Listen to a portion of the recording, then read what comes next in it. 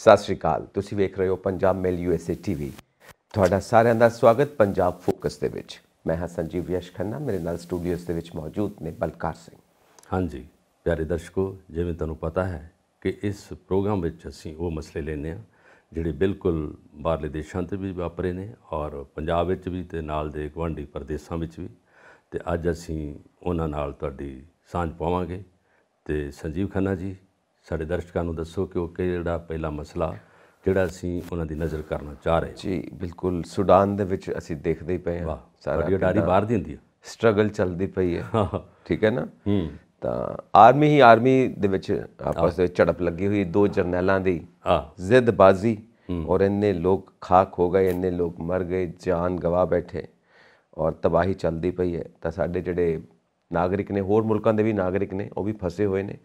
ਸਾਡਾ ਆਪਰੇਸ਼ਨ ਕਵੇਰੀ ਚੱਲਦਾ ਪਿਆ ਔਰ ਅਸੀਂ ਆਪਣੇ ਬੰਦਿਆਂ ਨੂੰ ਉੱਥੋਂ ਕੱਢਣ ਦੀ ਕੋਸ਼ਿਸ਼ ਕਰਦੇ ਪਏ ਹਾਂ। 229 ਭਾਰਤੀਆਂ ਦਾ ਇੱਕ ਹੋਰ ਜੱਥਾ ਵਾਪਸ ਲੈ ਕੇ ਆ ਗਈ ਹੈ ਵਾਯੂ ਸੈਨਾ ਸਾਡੀ, ਬਚਾ ਕੇ ਉੱਥੋਂ।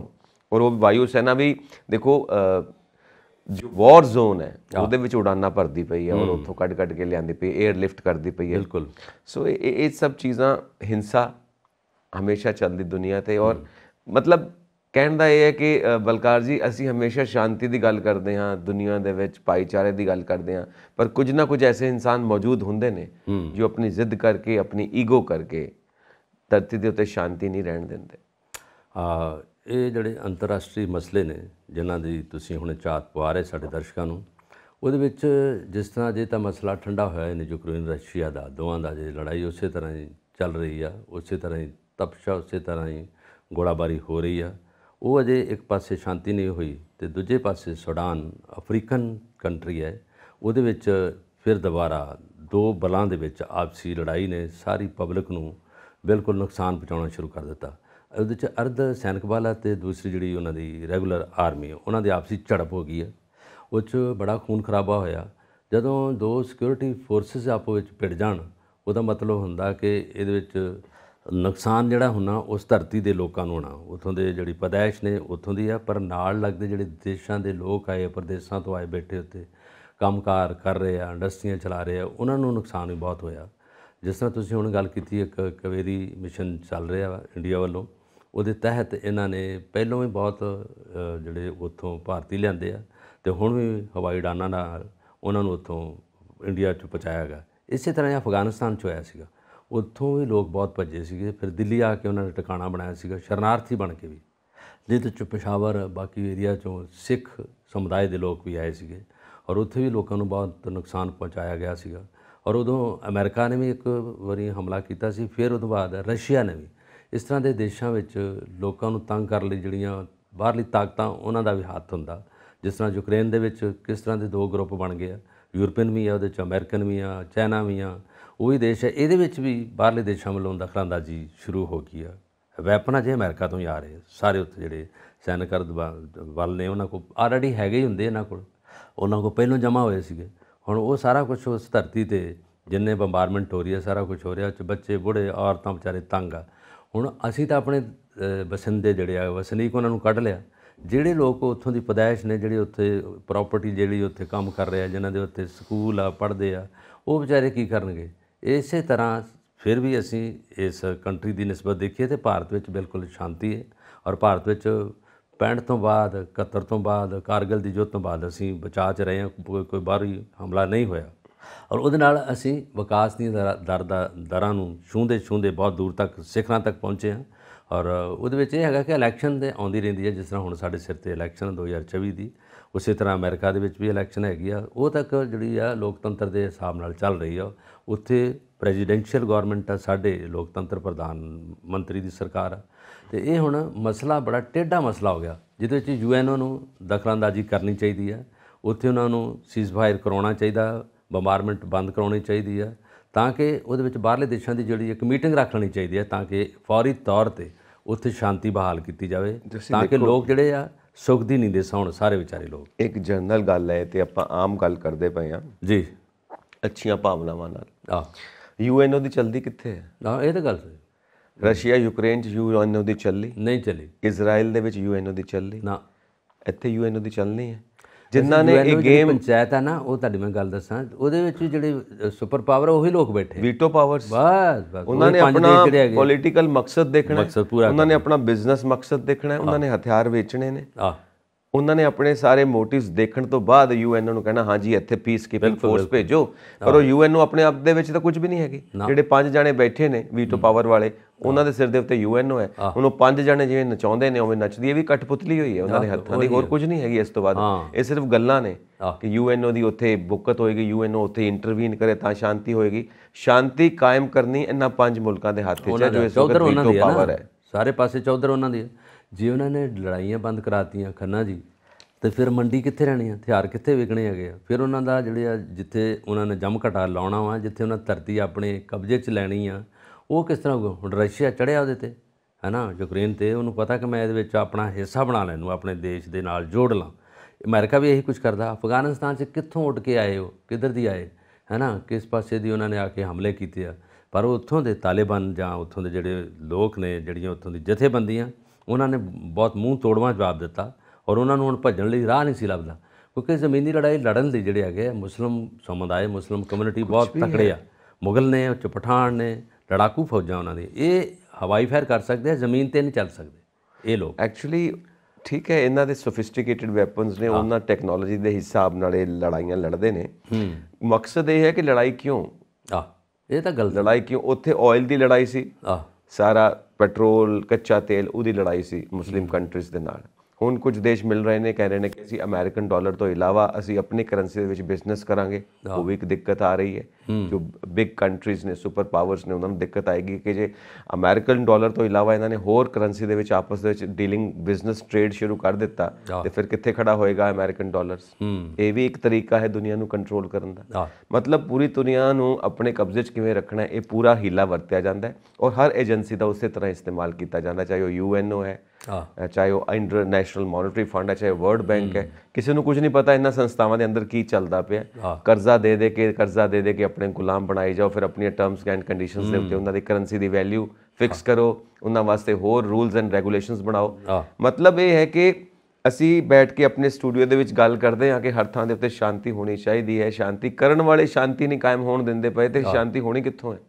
ਸੋ ਗੱਲ ਇਹੀ ਹੈ ਕਿ ਜਿੱਥੇ ਹਰ ਪਾਸੇ ਸੌੜੀ ਰਾਜਨੀਤੀ ਹੋਏਗੀ, ਪੋਲੀਟੀਕਲ ਮਕਸਦ ਹੋਣਗੇ, ਬਿਜ਼ਨਸ ਦੇ ਮਕਸਦ ਹੋਣਗੇ, ਉੱਥੇ ਲੋਕਾਂ ਦੇ ਜਾਨ ਦੀ ਕੀਮਤ ਕੋਈ ਨਹੀਂ ਹੁੰਦੀ। ਉੱਥੇ ਸਿਰਫ ਆਪਣਾ ਫਾਇਦਾ ਦੇਖਿਆ ਜਾਂਦਾ। ਵੈਸੇ ਇਹ ਜਿਹੜੀ ਨੀਤੀ ਹੈ ਨਾ, ਇਹ ਹੁਣ ਤੋਂ ਨਹੀਂ ਗਈ, ਜਦੋਂ ਤੋਂ ਬ੍ਰਿਟਿਸ਼ ਕੰਪਨੀਆਂ ਸ਼ੁਰੂ ਤੋਂ ਹੀ ਵਰਲਡ 'ਚ ਪਹੁੰਚੀਆਂ, ਉਹਨਾਂ ਨੇ ਰਾਜ ਕੀਤਾ, ਨਾ ਕੇਵਲ ਭਾਰਤ ਤੇ ਇੰਡੀਆ ਤੇ ਨਹੀਂ। ਇੰਡੀਆ ਤਾਂ ਉਹਨੇ ਨਾਂ ਦਿੱਤਾ, ਆਪਾਂ ਤਾਂ ਭਾਰਤੀ ਹਾਂ ਸਾਰੇ, ਜਾਂ ਹਿੰਦੁਸਤਾਨ ਜਿਹੜਾ ਮੁਸਲਿਮ ਆਏ ਹੋਏ 12ਵੀਂ ਸਦੀ 'ਚ, ਉਹਨਾਂ ਨੇ ਨਾਂ ਦਿੱਤਾ, ਨਾਂ ਤਾਂ ਬੜੇ ਇੰਡੀਆ ਦੇ, ਪਰ ਉਹਨਾਂ ਨੇ ਰਾਜ ਪੂਰੇ ਦੁਨੀਆ 'ਤੇ ਕੀਤਾ, ਵਿਸ਼ਵ 'ਤੇ ਰਾਜ ਕੀਤਾ। ਕਿੰਨਾ ਕੁ ਕੰਟਰੀ ਹੈਗੀ ਆ, ਛੋਟਾ ਜਿਹਾ ਕੰਟਰੀ ਆ, ਲੰਡਨ ਦਾ ਏਰੀਆ, ਕੈਪੀਟਲ ਆ ਇੰਗਲੈਂਡ ਦੀ, ਪੂਰੀ ਦੁਨੀਆ 'ਤੇ ਛਾ ਗਏ। ਕਹਿੰਦੇ ਸੀ ਲੋਕ ਪੁਰਾਣੇ ਕਿ ਉਹਨਾਂ ਦਾ ਸੂਰਜ ਛਿਪਦਾ ਨਹੀਂ ਕਿਤੇ ਵੀ। ਕਿਉਂ ਨਹੀਂ ਛਿਪੂਗਾ? ਕਿਉਂਕਿ ਹਰ ਦੇਸ਼ 'ਚ ਤਾਂ ਬੈਠੇ ਆ। ਸਭ ਤੋਂ ਪਹਿਲਾਂ ਜਿਹੜਾ ਨਵਾਂ ਸਾਲ ਮਨਾਇਆ ਜਾਂਦਾ ਨਿਊਜ਼ੀਲੈਂਡ 'ਚ ਹੁੰਦਾ। ਨਿਊਜ਼ੀਲੈਂਡ ਦੀ ਧਰਤੀ 'ਤੇ ਸੂਰਜ ਸਭ ਤੋਂ ਪਹਿਲਾਂ ਤੁਹਾਨੂੰ ਨਜ਼ਰ ਆਉਂਦਾ, ਔਰ ਉਸ ਤੋਂ ਬਾਅਦ 5 ਵਜੇ ਉਹ ਲੋਕ ਆਪਣਾ ਮਾਰਕੀਟ ਬੰਦ ਕਰ ਦਿੰਦੇ ਆ। ਅਜੇ ਵੀ ਅੰਗਰੇਜ਼ ਉੱਥੇ ਬੈਠੇ ਆ। ਆਸਟ੍ਰੇਲੀਆ ਵੀ ਇਹਨਾਂ ਦੇ ਤਹਿਤ ਰਿਹਾ, ਅਮਰੀਕਾ ਇਹਨਾਂ ਦੇ ਤਹਿਤ ਰਿਹਾ, ਫਰਾਂਸ ਇਹਨਾਂ ਕੋਲ ਰਿਹਾ, ਜਾਪਾਨ ਇਹਨਾਂ ਕੋਲ ਰਿਹਾ, ਕਿਹੜਾ ਦੇਸ਼ ਨਹੀਂ ਰਿਹਾ? ਤਾਂ ਅਸੀਂ ਕਹਿੰਦੇ ਅਸੀਂ ਗੁਲਾਮ ਹੋਏ ਹਾਂ। ਗੁਲਾਮ ਸਾਰੀ ਦੁਨੀਆ ਇਹਨਾਂ ਨੇ ਕਰ ਰੱਖੀ ਹੈ। ਦੇਖੋ, ਨੀਤੀ ਇਹਨਾਂ ਦੀ ਇਸ ਤਰ੍ਹਾਂ ਦੀ। 2 ਕੰਪਨੀਆਂ ਆਈਆਂ ਸੀ ਨਾ, ਈਸਟ ਇੰਡੀਆ ਕੰਪਨੀ, ਇੱਕ ਤਾਂ ਇੰਗਲੈਂਡ ਤੋਂ ਆਈ ਸੀ, ਕੈਨੇਡਾ ਵੱਲੋਂ ਵੀ ਆਈ ਸੀ। ਜਾਪਾਨ ਤੋਂ ਵੀ, ਜਾਪਾਨ ਨੇ ਵੀ ਰਾਜ ਕੀਤਾ। ਉਹਨੂੰ ਕਾਮਯਾਬੀ ਨਹੀਂ ਮਿਲੀ। ਕਾਮਯਾਬੀ ਮਿਲੀ ਜਿਹੜੀ ਈਸਟ ਇੰਡੀਆ ਕੰਪਨੀ ਇੰਗਲੈਂਡ ਵਾਲੀ, ਠੀਕ ਹੈ। ਹੁਣ ਉਹ ਤਾਂ ਉਦੋਂ ਤੋਂ ਹੀ ਦੌਰ ਚੱਲਦਾ ਪਿਆ, ਦੁਨੀਆ ਨੂੰ ਕੰਟਰੋਲ ਕਿਵੇਂ ਕਰਨਾ ਹੈ, ਆਪਣੇ ਕਬਜ਼ੇ 'ਚ ਕਿਵੇਂ ਲੈਣਾ ਹੈ। ਹੁਣ ਇਹ ਮੁੱਠੀ ਭਰ ਲੋਕ ਨੇ ਜਿਹੜੇ ਸਾਡੇ ਸਿਰਾਂ 'ਤੇ ਬੈਠੇ ਨੇ, ਔਰ ਇਹ ਕਹਿੰਦੇ ਨੇ ਕਿ ਸਾਡੇ ਤੋਂ ਸਿਆਣਾ ਕੋਈ ਨਹੀਂ। ਇਹ ਆਪਣੀ ਸਿਆਣਪ ਵਰਤਦੇ ਨੇ, ਔਰ ਜੋ ਇਹਨਾਂ ਦੀ ਸੂਝ-ਬੂਝ ਕਹਿੰਦੀ ਹੈ ਉਹਦੇ ਮੁਤਾਬਿਕ ਸਾਨੂੰ ਸਾਰਿਆਂ ਨੂੰ ਚਲਾਉਣ ਦੀ ਕੋਸ਼ਿਸ਼ ਕਰਦੇ ਨੇ। ਹਰ ਚੀਜ਼ ਨੂੰ, ਹਰ ਕੰਮ ਨੂੰ, ਹਰ ਬਿਜ਼ਨਸ ਨੂੰ, ਬੈਂਕਸ ਨੂੰ, ਇਕਨੋਮੀ ਨੂੰ, ਸਭ ਕੁਝ ਨੂੰ ਆਪਣੀ ਮਰਜ਼ੀ ਦੇ ਮੁਤਾਬਿਕ ਚਲਾਉਣ ਦੀ ਕੋਸ਼ਿਸ਼ ਕਰਦੇ ਨੇ। ਜੇ ਗੱਲ ਕੀਤੀ ਜਾਵੇ ਨਾ, ਜੇ ਸੋਚੀਏ ਦਿਮਾਗੀ ਤੌਰ 'ਤੇ ਉਹ ਪ੍ਰਫੁੱਲਤਾ, ਉਹ ਅੱਗੇ ਆ। ਜੇਕਰ ਅਸੀਂ ਕਾਢਾਂ ਦੀ ਇਨਵੈਂਸ਼ਨ ਦੀ ਗੱਲ ਕਰਦੇ ਹਾਂ ਤਾਂ ਉਹ ਅੱਗੇ ਰਿਹਾ। ਜੇ ਲਿਖਦੇ ਰਹੇ ਤਾਂ ਅੱਗੇ ਰਹੇ ਆ। ਜੇ ਰਾਜ ਕੀਤਾ ਤਾਂ ਅੱਗੇ ਰਹੇ ਆ। ਅਸੀਂ ਲੜਦੇ ਰਹੇ ਹਾਂ। ਅਸੀਂ ਆਪੋ 'ਚ ਗੁੱਥਮੁੱਥਾ ਹੋਣਾ ਜਾਣਦੇ ਹਾਂ, ਆਪੋ 'ਚ ਸਿਰ ਪਾੜਨੇ ਜਾਣਦੇ ਹਾਂ, ਆਪੋ 'ਚ ਲੱਤਾਂ ਭੰਨਣਾ ਜਾਣਦੇ ਹਾਂ, ਪਰ ਦਿਮਾਗੀ ਤੌਰ 'ਤੇ ਅਸੀਂ ਕੁਝ ਨਹੀਂ ਕਰ ਸਕਦੇ। ਆਪੋ ਵਿੱਚ ਵੇਖ ਲਓ, ਹੁਣ ਧਾਰਮਿਕ ਲੜਾਈਆਂ ਹੈਗੀਆਂ, ਸਿਆਸੀ ਲੜਾਈਆਂ ਹੈਗੀਆਂ, ਤੇ ਕੀ ਕੁਝ ਨਹੀਂ ਹੁੰਦਾ। ਮਤਲਬ ਕਿਉਂਕਿ ਉਹਨਾਂ ਨੂੰ ਪਤਾ ਖਦੇੜਨਾ ਆਉਂਦਾ ਉਹਨਾਂ ਨੂੰ। ਯੂਨਾਈਟ ਕਰਨਾ ਤਾਂ ਨਹੀਂ ਆਉਂਦਾ ਉਹਨਾਂ ਨੂੰ। ਦੋ ਤਰ੍ਹਾਂ ਦੇ ਲਾਜ਼ ਚੱਲਦੇ ਨੇ ਪੂਰੀ ਦੁਨੀਆ ਦੇ ਵਿੱਚ ਬਲਕਾਰ ਜੀ। ਧਰਤੀ ਦੇ ਉੱਤੇ ਇੱਕ ਤਾਂ ਜ਼ਮੀਨ ਹੈ, ਇੱਕ ਪਾਣੀ ਹੈ। ਇੱਕ ਲਾਅ ਆਫ ਦਾ ਲੈਂਡ, ਜ਼ਮੀਨ ਦੇ ਜਿਹੜੇ ਕਾਨੂੰਨ ਨੇ ਉਹ ਹਰ ਦੇਸ਼ ਦੇ ਵੱਖਰੇ ਵੱਖਰੇ ਨੇ, ਕਿਉਂਕਿ ਸਭ ਦਾ ਕਲਚਰ, ਸਭ ਦਾ ਸੱਭਿਆਚਾਰ ਵੱਖਰਾ ਹੈ। ਇੱਕ ਲਾਅ ਆਫ ਵਾਟਰਸ ਨੇ ਕਿ ਪਾਣੀ ਦੇ ਵਿੱਚ, ਸਮੁੰਦਰ ਦੇ ਵਿੱਚ ਤੁਹਾਡੀ ਹੱਦ ਕਿੱਥੇ ਤੱਕ, ਮੇਰੀ ਹੱਦ ਕਿੱਥੇ ਤੱਕ। ਜਿਹੜੀ ਆਕਾਸ਼ ਦੀ ਬਾਉਂਡਰੀਜ਼ ਨੇ ਉਹ ਤਾਂ ਜ਼ਮੀਨ ਦੇ ਨਾਲ ਹੀ ਚਲੀਆਂ ਜਾਂਦੀਆਂ ਨੇ, ਉਵੇਂ ਪਾਣੀ ਦੇ ਨਾਲ ਵੀ ਚਲੀਆਂ ਜਾਂਦੀਆਂ ਨੇ। ਪਰ mainly law of the land, ਜ਼ਮੀਨ ਦਾ ਕਾਨੂੰਨ ਤੇ ਪਾਣੀ ਦਾ ਕਾਨੂੰਨ। ਪਾਣੀ ਦਾ ਕਾਨੂੰਨ ਕਿਤੇ ਨਾ ਕਿਤੇ ਕਾਮਨ ਹੋ ਜਾਂਦਾ ਕਿਉਂਕਿ ਉਹ ਸਭ ਦਾ ਸਾਂਝਾ ਹੋ ਜਾਂਦਾ ਹੈ। ਲੈਂਡ ਵੱਖਰੀ ਵੱਖਰੀ ਹੁੰਦੀ ਹੈ, ਇਸ ਕਰਕੇ ਸਭ ਦੇ ਲੈਂਡ ਦੇ ਕਾਨੂੰਨ ਵੱਖਰੇ ਵੱਖਰੇ ਨੇ। ਜੋ ਚੀਜ਼ ਤੁਸੀਂ ਅਮਰੀਕਾ 'ਚ ਕਰ ਸਕਦੇ ਹੋ ਇੰਡੀਆ 'ਚ ਨਹੀਂ ਕਰ ਸਕਦੇ, ਜੋ ਇੰਡੀਆ 'ਚ ਕਰ ਸਕਦੇ ਹੋ ਚਾਈਨਾ 'ਚ ਨਹੀਂ ਕਰ ਸਕਦੇ, ਕਿਉਂਕਿ ਸੱਭਿਆਚਾਰ ਵੱਖਰਾ ਹੈ, ਸੋਚ ਵੱਖਰੀ, ਇਸ ਕਰਕੇ। ਔਰ ਇਹੀ ਕਲੈਸ਼ਿਸ ਨੇ। ਔਰ ਜੇ ਅਸੀਂ ਕਹੀਏ ਨਾ ਕਿ ਸਾਰੀ ਦੁਨੀਆ 'ਚ ਇੱਕੋ ਕਾਨੂੰਨ ਚੱਲੇ, ਲਾਅ ਆਫ ਦਾ ਲੈਂਡ ਇੱਕੋ ਹੋਵੇ, ਉਹ ਹੋ ਨਹੀਂ ਸਕਦਾ। ਨਹੀਂ, ਉਹ ਨਹੀਂ ਹੋਣਾ। ਉਹ ਡਾਈਵਰਸਿਟੀ ਰਹੇਗੀ, ਉਹ ਰਹੇਗੀ। ਤੁਸੀਂ ਇੱਕ ਘਰ ਦੇ ਵਿੱਚ ਜੇ ਸ਼ਾਂਤੀ ਜਾਂ ਲੋਕਾਂ ਨੂੰ ਇਕੱਠੇ ਕਰਨਾ ਚਾਹੋ, ਉੱਥੇ ਹਿਊਮਨ ਸਾਈਕੀ ਜਿਹੜੀ ਆ ਉਹ ਆਪੋ 'ਚ ਖਦੇੜ ਦਿੰਦੀ ਸਾਰਾ ਕੁਝ। ਵਿਸ਼ਵ ਹੈਗਾ ਉਹ ਤਦੇ ਕਹਿੰਦੇ ਨਾ ਕਿ ਇੱਕ ਸ਼ਾਇਰ ਨੇ ਲਿਖਿਆ, ਕਹਿੰਦੇ ਦੋ ਧੜਿਆਂ ਵਿੱਚ ਖਲਕਤ ਵੰਡੀ, ਖਲਕਤ ਦੁਨੀਆ, ਦੋ ਧੜਿਆਂ, ਦੋ ਗਰੁੱਪਾਂ, ਦੋ ਧੜਿਆਂ ਵਿੱਚ ਖਲਕਤ ਵੰਡੀ, ਇੱਕ ਜੋਕਾਂ ਦਾ, ਇੱਕ ਲੋਕਾਂ ਦਾ। ਜੋਕ ਹੁੰਦੀ ਜਿਹੜੀਆਂ ਖੂਨ ਚੂਸਦੀ ਹੈ, ਲੁਟੇਰੇ ਜਿਨ੍ਹਾਂ ਨੇ ਆ ਕੇ ਲੋਕਾਂ ਦੇ ਧਾਵੇ ਕਰਨੇ ਆ, ਖੂਨ ਚੂਸਣਾ। ਜਿਸ ਤਰ੍ਹਾਂ ਭਾਰਤ ਨੂੰ ਕਹਿੰਦੇ ਵੀ ਸੋਨੇ ਦੀ ਚਿੜੀਆ ਲੁੱਟ ਲਓ, ਲੁੱਟ ਲਓ। ਕੋਹੀਨੂਰ ਹੀਰਾ ਵੀ ਚਲੇ ਗਿਆ, ਇੱਥੋਂ ਦੀ ਰਾਜ ਸਤਾ ਵੀ ਖਤਮ ਕਰ ਦਿੱਤੀ, ਇੱਥੋਂ ਦੀ ਜ਼ਮੀਨ ਵੀ ਲੈ ਗਏ, ਇੱਥੋਂ ਦੇ ਇਤਿਹਾਸਕ ਜਿਹੜੇ ਹਿਸਟੋਰੀਕਲ ਪਲੇਸਿਸ ਉਹ ਵੀ ਖਤਮ ਕਰ ਦਿੱਤੇ। ਉਹਨਾਂ ਨੂੰ ਪਤਾ ਕਿ ਇਹਨਾਂ ਦਾ ਫਿਊਚਰ ਤੇ ਇਹਨਾਂ ਦਾ ਪਿਛੋਕੜ ਜਿਹੜਾ ਹਿਸਟਰੀ ਨੂੰ ਬੰਦ ਕਰ ਦਿਓ, ਖਤਮ ਕਰ ਦਿਓ, ਆਪੇ ਖਤਮ ਹੋ ਜਾਣੇ। ਇਹ ਉਹਨਾਂ ਦੀ ਸੋਚ ਹੁੰਦੀ ਹੈ ਔਰ ਬਾਕਾਇਦਾ ਸਕਸੈਸਫੁਲ ਰਹੇ ਆ ਇਸ ਸੋਚ ਤੇ। ਬਿਲਕੁਲ ਜੀ। ਹੁਣ ਇਹ ਗੱਲ ਆਪਾਂ ਅੱਗੇ ਵਧਾਈਏ, ਕਿਉਂਕਿ ਸ਼ਾਂਤੀ ਕਿੱਦਾਂ ਕਾਇਮ ਹੋਏਗੀ ਇਹ ਤਾਂ ਰੱਬ ਜਾਣੇ। ਪਰ ਜਿਨ੍ਹਾਂ ਦੇ ਹੱਥ ਪਾਵਰ ਹੈ ਉਹਨਾਂ ਦਾ ਮੂਡ ਕੀ ਕਹਿੰਦਾ, ਸ਼ਾਂਤੀ ਉਹਦੇ ਵੱਲ ਹੀ ਜਾਂਦੀ ਹੈ ਜੋ ਉਹਨਾਂ ਦਾ ਮੂਡ ਕਹਿੰਦਾ। ਸੋ ਆਪਾਂ ਅੱਗੇ ਵਧਦੇ ਹਾਂ। ਜ਼ਰੂਰ। ਨਰਿੰਦਰ ਮੋਦੀ ਜੀ ਦੀ ਮਨ ਕੀ ਬਾਤ ਦਾ ਜਿਹੜਾ ਐਪੀਸੋਡ ਹਰ ਮਹੀਨੇ ਆਉਂਦਾ ਹੈ, ਬ੍ਰੌਡਕਾਸਟ ਕੀਤਾ ਜਾਂਦਾ ਹੈ, ਟੀਵੀ ਦੇ ਉੱਤੇ ਵੀ ਆਉਂਦਾ ਹੈ, ਟੈਲੀਕਾਸਟ ਹੁੰਦਾ ਹੈ, ਰੇਡੀਓ 'ਤੇ ਬ੍ਰੌਡਕਾਸਟ ਹੁੰਦਾ ਹੈ। ਉਹਦਾ 100ਵਾਂ ਐਪੀਸੋਡ ਕੰਪਲੀਟ ਹੋਇਆ। ਔਰ ਨਰਿੰਦਰ ਮੋਦੀ ਇਹਦੇ ਬਾਰੇ ਜੋ ਸਾਡੇ ਪ੍ਰਾਈਮ ਮਿਨਿਸਟਰ ਆਫ ਇੰਡੀਆ ਨੇ ਉਹ ਕਹਿੰਦੇ ਨੇ ਕਿ ਇਹ ਮੇਰੇ ਲਈ ਇੱਕ ਅਧਿਆਤਮਿਕ ਯਾਤਰਾ ਹੈ, ਇਹ ਜ਼ਿੰਦਗੀ ਦਾ ਮੀਲ ਪੱਥਰ ਹੈ। ਉਹਨਾਂ ਦੇ ਆਪਣੇ ਵਿਚਾਰ ਨੇ, ਜੋ ਉਹਨਾਂ ਵਿਚਾਰਾਂ ਨੂੰ ਲੈ ਕੇ ਉਹ ਮਨ ਕੀ ਬਾਤ ਕਰਦੇ ਨੇ। ਬਾਕੀ ਜੋ ਲੋਕ ਸੁਣਦੇ ਨੇ, ਲੋਕਾਂ ਦੇ ਆਪਣੇ ਵਿਚਾਰ ਬਣਦੇ ਨੇ। ਹੁਣ ਤਾਂ ਇਹਨਾਂ ਦਾ ਫੋਰਨ ਕੰਟਰੀ ਦੇ ਵਿੱਚ ਵੀ 100ਵੇਂ ਐਪੀਸੋਡ ਦਾ ਡਾਇਰੈਕਟ ਟੈਲੀਕਾਸਟ ਹੋਇਆ ਹੈ, ਬ੍ਰੌਡਕਾਸਟ ਹੋਇਆ ਹੈ। BBC ਰੇਡੀਓ ਤੇ ਜੀ ਜੀ। ਐਕਚੁਅਲੀ ਇਹ ਰੇਡੀਓ ਪ੍ਰੋਗਰਾਮ ਸੀਗਾ ਮਨ ਕੀ ਬਾਤ, ਔਰ ਇਹਦੇ ਵਿੱਚ ਉਹਨਾਂ ਨੇ ਜੋ ਪ੍ਰਚਾਰ ਕੀਤਾ, ਜੋ ਕੁਝ ਕਿਹਾ ਲੋਕਾਂ ਨੂੰ, ਜੋ ਕੁਝ ਉਹਨਾਂ ਨੇ ਆਪਣੀਆਂ ਭਾਵਨਾਵਾਂ ਨਾਲ ਜੋੜਿਆ, ਉਹ ਵੀ ਲੋਕਾਂ ਨਾਲ ਜੁੜਦੇ ਰਹੇ ਲੋਕ। ਔਰ ਲਿਸਨਰ ਜਿਹੜੇ ਸੀ ਰੇਡੀਓ ਦੇ ਉਹ ਵੀ ਬਹੁਤ ਰਹੇ। ਟੈਲੀਵਿਜ਼ਨ, ਦੂਰਦਰਸ਼ਨ 'ਤੇ ਵੀ ਚੱਲਦਾ ਰਿਹਾ। ਔਰ ਉਹਦੀ ਐਤਕੀ ਜਿਹੜੀ ਗੋਲਡਨ ਜੁਬਲੀ ਮਨਾਈ ਆ, 100 ਜਿਹੜੇ ਉਹਦੇ ਪ੍ਰੋਗਰਾਮ ਚੱਲ ਚੁੱਕੇ ਆ, ਪ੍ਰਸਾਰਿਤ ਹੋ ਚੁੱਕੇ ਆ। ਔਰ ਉਹਨਾਂ ਦੇ ਵਿੱਚ ਮੋਦੀ ਸਾਹਿਬ ਨੇ ਕਿਹਾ ਕਿ ਇਹ ਮੇਰੇ ਲਈ ਮਾਈਲਸਟੋਨ ਆ, ਮੀਲ ਪੱਥਰ ਆ। ਜਦੋਂ ਵੀ ਪ੍ਰਸਾਰਿਤ ਹੋਇਆ ਮੈਂ ਭਾਵੁਕ ਹੋ ਜਾਣਾ ਉਦੋਂ ਜਦੋਂ ਲੋਕਾਂ ਦੇ ਲੈਟਰ ਮੈਨੂੰ ਆਏ ਆ। ਉਹ ਕਹਿੰਦੇ ਜਦੋਂ ਮੈਂ ਦਿੱਲੀ ਆਇਆ ਸੀਗਾ ਅਤੇ ਮੈਨੂੰ ਲੱਗਦਾ ਸੀ ਕਿ ਮੈਂ ਇੱਥੇ ਲੋਕਾਂ ਨਾਲ ਸਾਂਝ ਕਿਸ ਤਰ੍ਹਾਂ ਪਾਵਾਂ। ਸਟੇਜ 'ਤੇ ਰੂਬਰੂ ਹੋਣਾ, ਵੀਡੀਓ ਕਾਨਫਰੰਸ ਰਾਹੀਂ ਮੈਨੂੰ ਜਚਿਆ ਨਹੀਂ। ਉਹਨਾਂ ਨੇ ਕਿਹਾ ਕਿ ਜਿਹੜਾ ਰਿਐਕਸ਼ਨ ਆ ਰੇਡੀਓ 'ਤੇ ਜ਼ਿਆਦਾ ਸੀਗਾ। ਫਿਰ ਰੇਡੀਓ 'ਤੇ ਜਦੋਂ ਇਹਨਾਂ ਨੇ ਸ਼ੁਰੂ ਕੀਤਾ ਅਤੇ ਕਹਿੰਦੇ ਉਹਦੇ ਵਿੱਚ ਲੋਕਾਂ ਦੀ ਰਿਐਕਸ਼ਨ, ਲੋਕਾਂ ਦੇ ਪ੍ਰਤੀਕਿਰਿਆ ਜ਼ਿਆਦਾ ਆਈ। ਮੈਨੂੰ ਪਤਾ ਲੱਗਦਾ ਰਿਹਾ ਕਿ ਲੋਕ ਵਾਕਈ ਮੇਰਾ ਪ੍ਰੋਗਰਾਮ ਸੁਣਨ ਦੇ ਚਾਹਵਾਨ ਆ ਔਰ ਸੁਣ ਵੀ ਰਹੇ ਆ। ਔਰ ਕਹਿੰਦੇ ਰਿਮੋਟ ਏਰੀਆ 'ਚ ਵੀ ਕੁਛ ਨਾ ਕੁਛ ਇਹਨਾਂ ਨੇ ਐਂਟੀਨੇ ਟਾਵਰ ਲਾ ਕੇ ਇੰਸਟਾਲ ਕਰਕੇ ਉੱਥੋਂ ਤੱਕ ਵੀ ਰੇਡੀਓ ਦੀ ਆਵਾਜ਼ ਪਹੁੰਚਾ ਦਿੱਤੀ ਆ। ਵੈਸੇ ਇੱਕ ਸਮਾਂ ਸੀਗਾ ਜਦੋਂ ਰੇਡੀਓ ਦੂਰਦਰਸ਼ਨ ਆਇਆ, ਔਰ ਦੂਰਦਰਸ਼ਨ ਦੇ ਆਉਣ ਨਾਲ ਰੇਡੀਓ ਥੋੜ੍ਹਾ ਜਿਹਾ ਪਿੱਛੇ ਚਲੇ ਗਿਆ, ਕਿਉਂਕਿ ਉਹਦੇ ਵਿੱਚ ਲੋਕ ਤਸਵੀਰ ਵੇਖਣਾ ਜ਼ਿਆਦਾ ਪਸੰਦ ਕਰਦੇ ਸੀ। 1982 ਦੇ ਵਿੱਚ ਦੂਰਦਰਸ਼ਨ ਜਿਹੜਾ ਕਲਰ ਹੋਇਆ ਏਸ਼ੀਆਡ ਜਿਹੜੀਆਂ ਗੇਮਾਂ ਦੇ ਨਾਲ, ਉਦੋਂ ਲੋਕ ਹੋਰ ਇਹਦੇ ਵੀਵਰਸ ਬਣ ਗਏ ਔਰ ਇਹਦੇ ਵਿੱਚ ਚਿੱਤਰਹਾਰ ਔਰ ਐਂਟਰਟੇਨਮੈਂਟ ਔਰ ਇਨਫੋਰਮੇਟਿਵ ਐਜੂਕੇਟਿਵ ਪ੍ਰੋਗਰਾਮ ਆਉਣੇ ਸ਼ੁਰੂ ਹੋ ਗਏ। ਪਰ ਉਸ ਤੋਂ ਬਾਅਦ ਰੇਡੀਓ ਦੇ ਜਿੰਨੇ ਵੀ ਪ੍ਰਸ਼ੰਸਕ ਆ ਜਾਂ ਜਿੰਨੇ ਆ, ਉਹਨਾਂ ਨੇ ਫਿਰ ਰੇਡੀਓ ਨੂੰ ਗਲਵੱਕੜੀ ਪਾਈ। ਉਹਦੇ ਵਿੱਚ ਫਿਰ FM ਚੈਨਲ ਆ ਗਏ ਔਰ ਉਹਦੇ ਵਿੱਚ ਬਾਹਰਲੇ ਦੇਸ਼ਾਂ ਵਿੱਚ ਵੀ ਆ, ਇੰਡੀਆ ਵਿੱਚ ਵੀ ਆ। FM ਚੈਨਲ ਬੰਦਾ ਜਦੋਂ ਜਾ ਰਿਹਾ ਗੱਡੀ 'ਤੇ ਉੱਥੇ ਵੀ ਸੁਣ ਰਿਹਾ, ਜੇ ਕਿਤੇ ਤੁਰਿਆ ਫਿਰਦਾ ਉੱਥੇ ਵੀ ਸੁਣ ਰਿਹਾ। ਬੇਸਿਕਲੀ ਰੇਡੀਓ ਤੋਂ ਇਲਾਵਾ ਟੈਲੀਵਿਜ਼ਨ 'ਤੇ ਜਦੋਂ ਸਕਰੀਨ ਦੇ ਸਾਹਮਣੇ ਹੋ ਕੇ ਬਹਿਣਾ ਪੈਂਦਾ। ਹੁਣ ਉਹਦੇ 'ਚ ਵੀ ਮੋਬਾਈਲ 'ਤੇ ਆ ਗਿਆ ਸਾਰਾ ਕੁਝ, ਤੁਸੀਂ ਚੱਲਦੇ ਫਿਰਦੇ ਮੋਬਾਈਲ 'ਤੇ ਦੇਖ ਸਕਦੇ ਜੇ, ਹੈ ਨਾ। YouTube ਹੈਗਾ ਉਹਦੇ 'ਚ ਤੁਹਾਡੇ ਉਹਨਾਂ ਦੇ ਆਪਣੀ ਐਪਸ ਆ, ਉਹਦੇ ਵਿੱਚ ਆ ਰਿਹਾ। ਪਰ ਇਹ ਜਿਹੜਾ ਐਤਕੀ ਇਹਨਾਂ ਨੇ ਕਿਹਾ ਮੋਦੀ ਸਾਹਿਬ ਨੇ, ਉਹਨੇ ਕਿਹਾ ਇਹ ਉਤਸਵ ਬਣ ਗਿਆ, ਪ੍ਰੋਗਰਾਮ ਨਹੀਂ ਗਾ, ਇਹ ਸੈਲੀਬ੍ਰੇਸ਼ਨ ਹੋ ਗਈ ਇਹਦੀ। ਇਹ ਇੱਕ ਤਰ੍ਹਾਂ ਦਾ ਮੇਲਾ ਬਣ ਗਿਆ ਲੋਕਾਂ ਲਈ, ਲੋਕ ਇਕੱਠੇ ਹੋ ਕੇ ਵੇਖਦੇ ਆ। ਬਾਕਾਇਦਾ ਤੌਰ 'ਤੇ ਸਕੂਲਾਂ 'ਚ ਵੀ ਉਸ ਟਾਈਮ 'ਤੇ ਸਕੂਲਾਂ 'ਚ ਬੱਚਿਆਂ ਦੇ ਜਿਹੜੇ ਪੀਰੀਅਡ ਲਾਉਣੇ ਬੰਦ ਕਰ ਦਿੰਦੇ ਆ, ਮਾਸਟਰ ਆਪ ਨਾਲ ਬਹਿੰਦੇ ਆ, ਬੱਚਿਆਂ ਨੂੰ ਵੀ ਸੁਣਾਉਂਦੇ ਆ ਔਰ ਖਿਡਾਰੀ ਉਹਨਾਂ ਨਾਲ ਵੀ ਹੁੰਦਾ।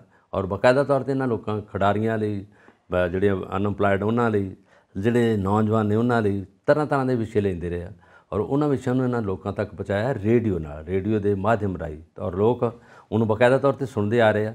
ਔਰ ਤੁਸੀਂ ਜਿਸ ਤਰ੍ਹਾਂ ਜ਼ਿਕਰ ਕੀਤਾ ਬਾਹਰਲੇ ਦੇਸ਼ਾਂ ਵਿੱਚ ਵੀ ਜਾ ਰਹੇ, ਜਿੱਥੇ ਸਾਡੇ ਲਿਸਨਰ ਪੰਜਾਬੀ, ਭਾਰਤੀ, ਹਰ ਤਰ੍ਹਾਂ ਲੈਂਗੁਏਜ ਦੇ ਬੈਠੇ ਆ।